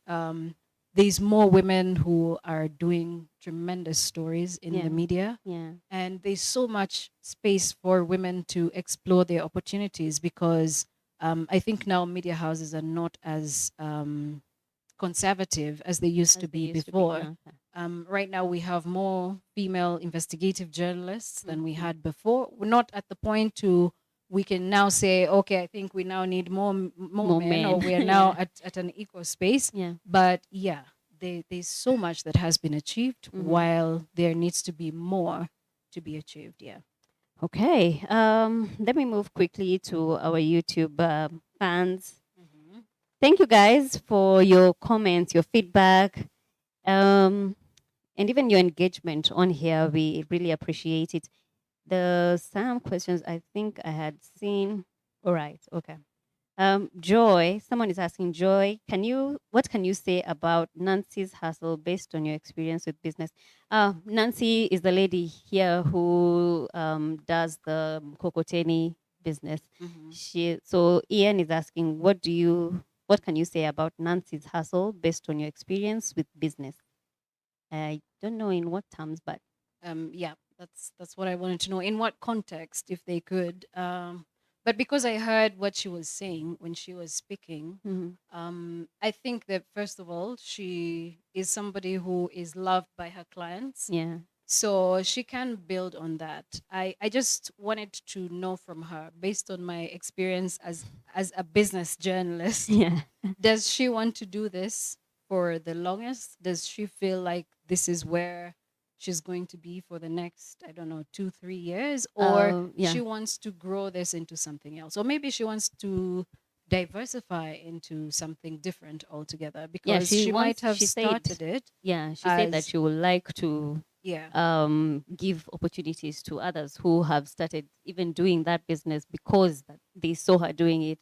And yeah, she doesn't want to see herself doing this for a while, but if she were able to begin a company and employ young people, probably begin a recycling plant, those were her her thoughts. Right. I think that there's opportunity in that area, but I think she also needs some business guidance on her money. If is what she was charging 3 years ago what she's charging today, then she needs to think about that, because the truth is a lot has changed. The 10 bulb of yesterday is not as valuable as the 10 bulb today. True. So she needs to think about that, and also just open up her mind about what else she can do with the money that she's making. If she feels that this is where she's going to be for the next 5 years, how is she expanding on the business? And I know she has other responsibilities that she's talked about, her family and taking care of her kids and all that. But she also needs to look into that. Maybe she needs some personal finance management classes or lessons here and there, so she can know how to manage her money and put it in the right places at the right time. And I feel that she can also get a lot from mentorship. Yeah, absolutely. All right. Thank you so much, Ian, for that question. The Arts in Heart official, they're saying great conversation. Thank you so much. Becky is saying, JDB, you are such an inspiration. Karibu Islands. Becky. Yeah. Bex. You used to work with her. Yes, I used to work with her. She was a very, and I'm actually proud of her growth right now, where she is. She was a producer of one of the business shows that I used to host. So she's doing an incredible job. She's doing an amazing job. Yeah, and now we are seeing her on air in big steps. The Arts in Heart official is saying, Becky, very true. Okay. Nancy is saying she does make great points. Oh, she's saying that you make great points. Thanks. Becky is asking your advice on media houses transitioning to digital media. My advice to the media houses? Yeah, on media houses transitioning. I think they need to pay me for what I'm about to say. So the world is going digital, no doubt about that. But I think that our mainstream media houses have been a bit slow to catch up with how the digital space is moving. You know, while Netflix was being launched, media houses even covered the story of Netflix being launched. When Amazon Prime came in, they also reported on Amazon Prime. When Disney Plus came in, local media houses reported on Disney Plus coming into the market, and Showmax and everything, you know? Yeah. But these same media houses have failed, totally failed, to do exactly that, sell content. And they've watched as their media personalities have left media houses to go and become smaller media houses and eat into their revenue generation. And, you know, they now continue to see how their revenues are going down, and part of their revenues are being given to influencers, being given to, you know. So my challenge to media houses is this.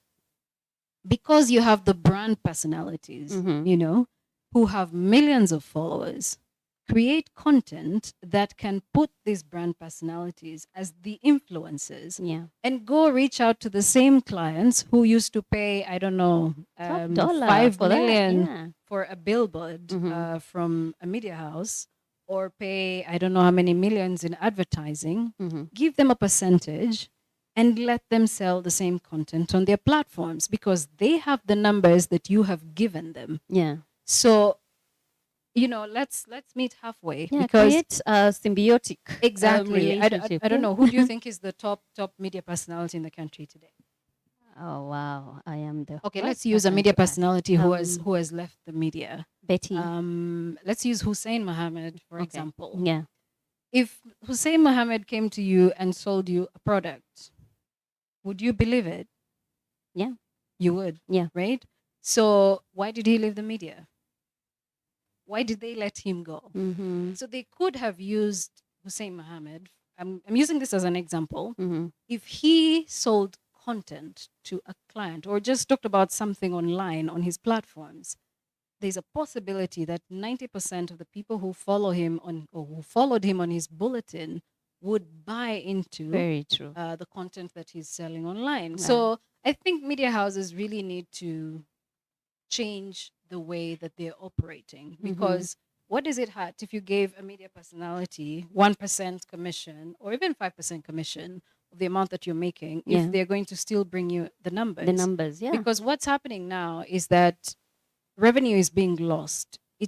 Budgets are being cut by advertisers, and they're saying 20% of this money that we were meant to give to Media House X is going to influencers. Yeah. Because if we can pay influencers, maybe about 10 influencers, 100,000, 200,000, 500,000, we reach a wider reach. We might reach a wide audience. So how about we just continue doing that? In fact, we're probably reaching more people than we were doing before. But now, if you have media personalities with the numbers, sell them the idea, sell your advertisers the idea, and let them change how the market is operating.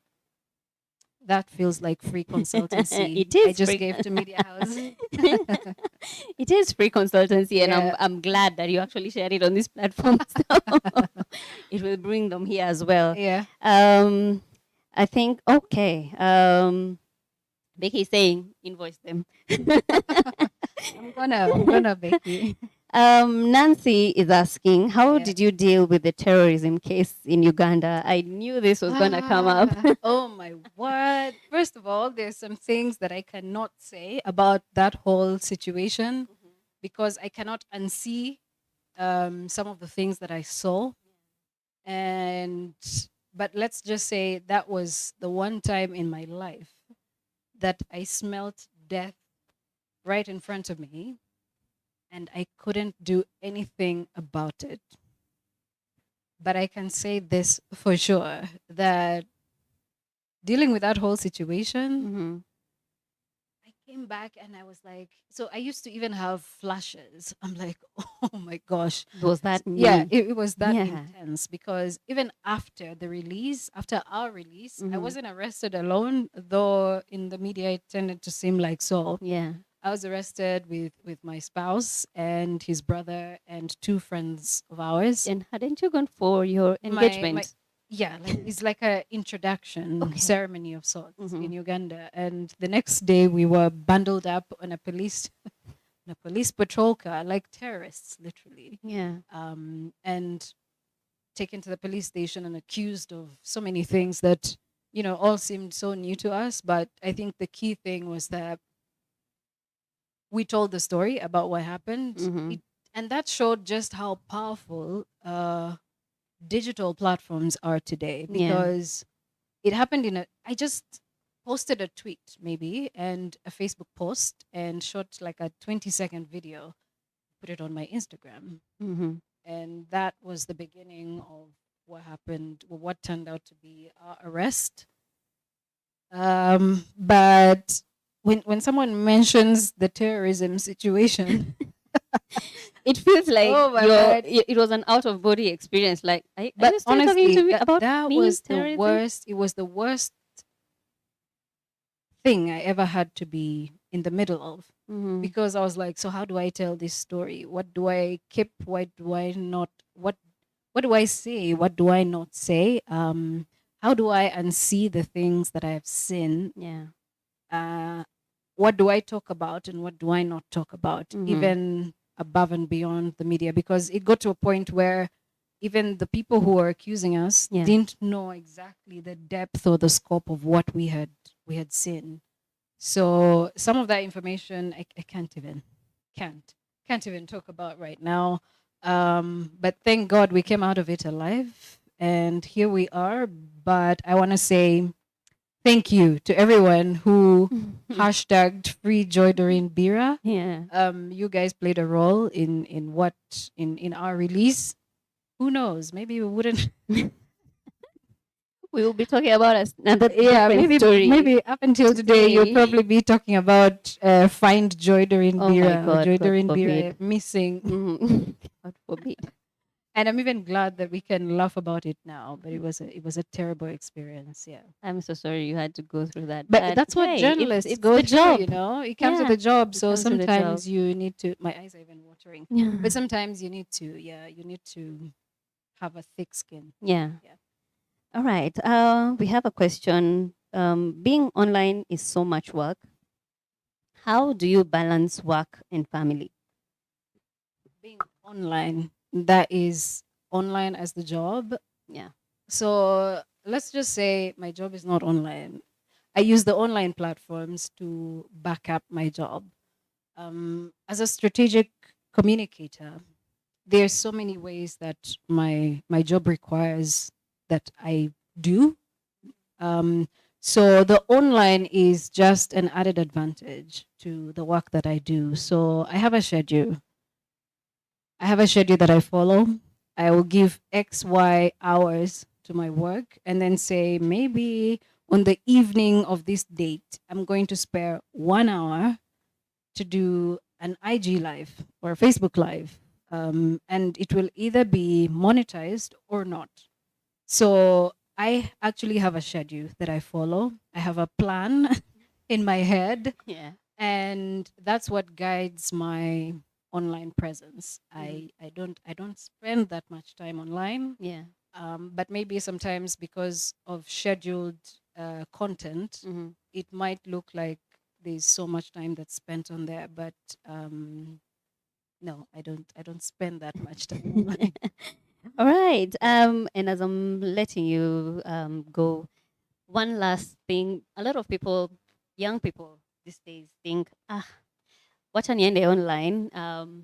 There's a lot of opportunities for me there to create money, and they think that I'll make money. You'll become a millionaire, or you'll become an online sensation in a week. You know, I want to become the next influencer. They don't know what it takes to get to where other influencers are, how to build the numbers. What would you say to people who have that notion in their mind? Everything is a process. I don't know if I'm going to use examples of notable, famous online people. Who do you know online that is famous? Julie Gishuru. Julie Gishuru. Okay. Another one? Who is not an influencer or who is an influencer? Either of them. Janet Mbugua. Janet Mbugua. Right. So you see all those personalities you just mentioned, they started somewhere. They didn't just build all of these big personalities online out of the blue. Even if you're going to use the top influencers today, if you're going to use Jugush, let's use Jugush as an example. Jugush started literally as just posting videos. But guess what? He was consistent. And there's no influencer today, or there's no big personality online who you could actually point out and say this person is not consistent. There's none. Everyone who is online is consistent. Everyone who is online knows their niche. If you're looking for content about health, menstrual health, you know that Janet Mbugua is the person you're going to be looking for. Sure. If you're looking for entertaining content, you're going to look at Njugush's platforms. If you're looking for content that holds conversations that are forward-thinking or whatever, you're going to look at Julie Gishuru's platforms. So everyone has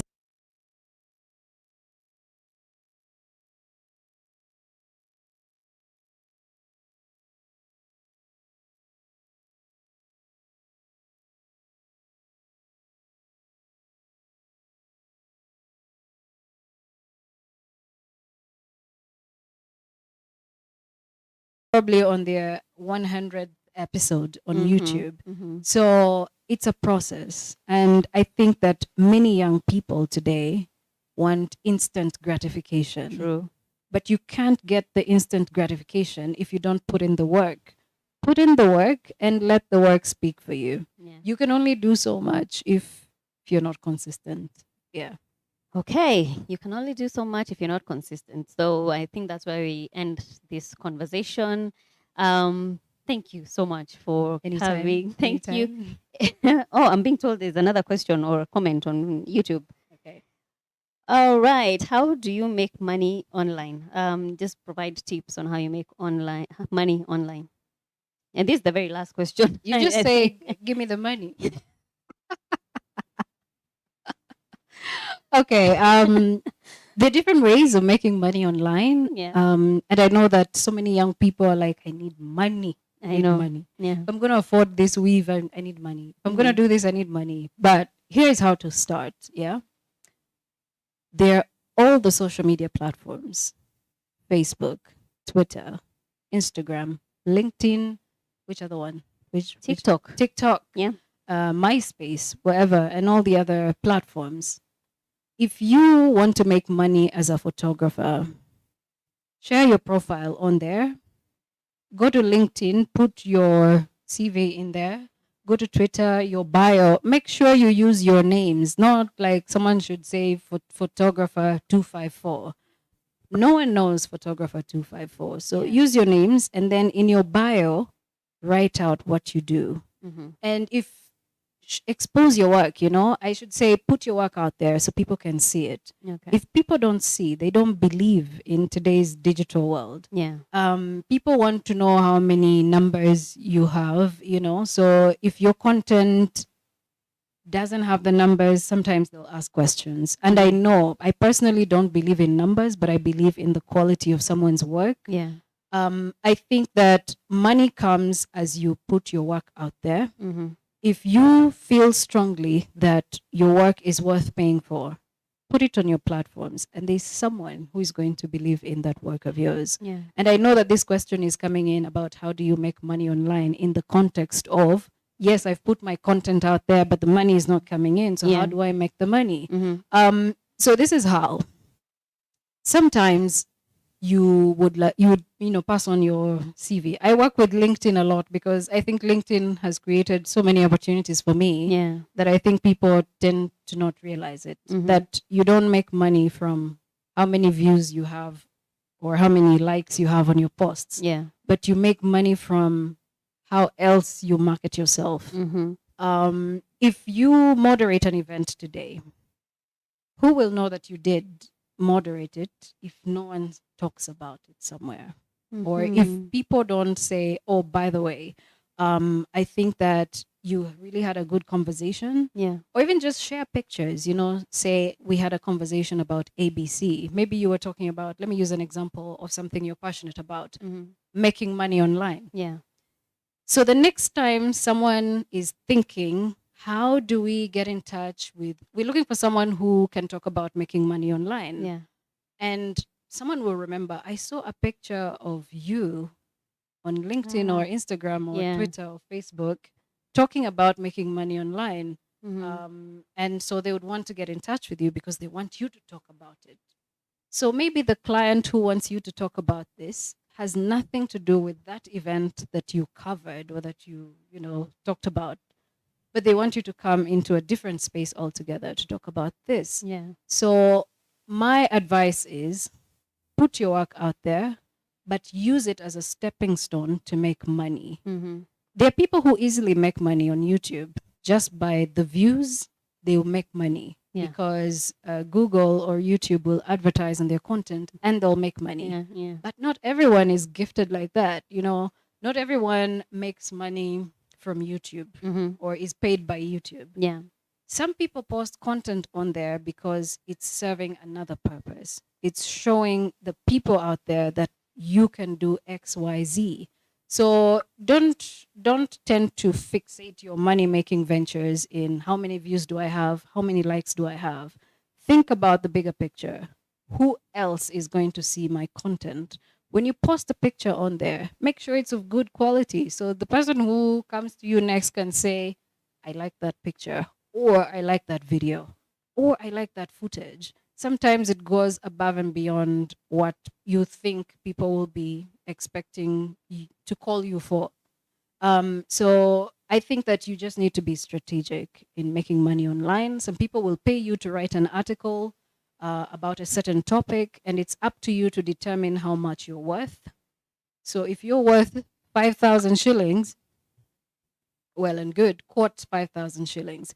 If you're worth 100,000 shillings, don't be shy, just quote 100,000 shillings and give reason as to why you deserve 100,000 shillings, and let them decide if they're going to negotiate you downwards, how much low can you go? Are you going to say, okay, because I asked for 100,000, now I'm going to take 40,000? Yeah. No. Know your value, know how much you're worth, and the kind of content that you want to put out there. Sky's your limit. And yeah, I don't want to water down that conversation or that statement. This is where we wrap up this conversation. I know we can speak for hours on end. We can, yeah. we can for sure. Yeah, we can have this conversation for hours on end. But thank you so much for coming Thanks to for the having show. me. Thanks for having me. It was beautiful, and yeah, we were celebrating women, and so we celebrate you and what you're doing in your space, and yeah, keep growing, keep winning. Thank you so much. Yeah. Thanks for having me. I wish you all the best. Thank you and so much. May you achieve everything you've set out to achieve. Amen to that. Thank you so much. And I think this is where we wind up the show. I think I'm going to invite my co-host today as we usher Joy out of the studio. Thank you so much. Thanks for having me. All right. Okay. Daphne. Come on. Let's finish this. Thank you guys for your comments. Thank you for your feedback. We have totally enjoyed having you guys on the show today. I know we've taken some bit of your time, but I know it was worth it. You have learned something. You have gone away with something from these amazing and spectacular women we had on the show today.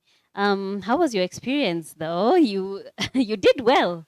You did really well. I loved your interview with GEOGINA. Thank you. And with PIZO. For your first timer, you did a good job. Thank you. How was it? Following your cue. I think we vibe. How was your experience? It was a nice one. Your it was nerves. nice having women here. Yeah. Yeah, I would say it's a nice experience. I would love to do this again. Oh, amazing, amazing. We're going to bring you back. We're going to bring you back for sure. But thank you guys for joining us. Thank you for engaging with us online. Please keep subscribe. If you have not subscribed, keep following us on our Instagram. We are E_square TV. We are on Twitter. We are on Facebook as well. Facebook, we're at Eastlands Expressions, not Eastward. Eastlands Expressions. You'll find us there.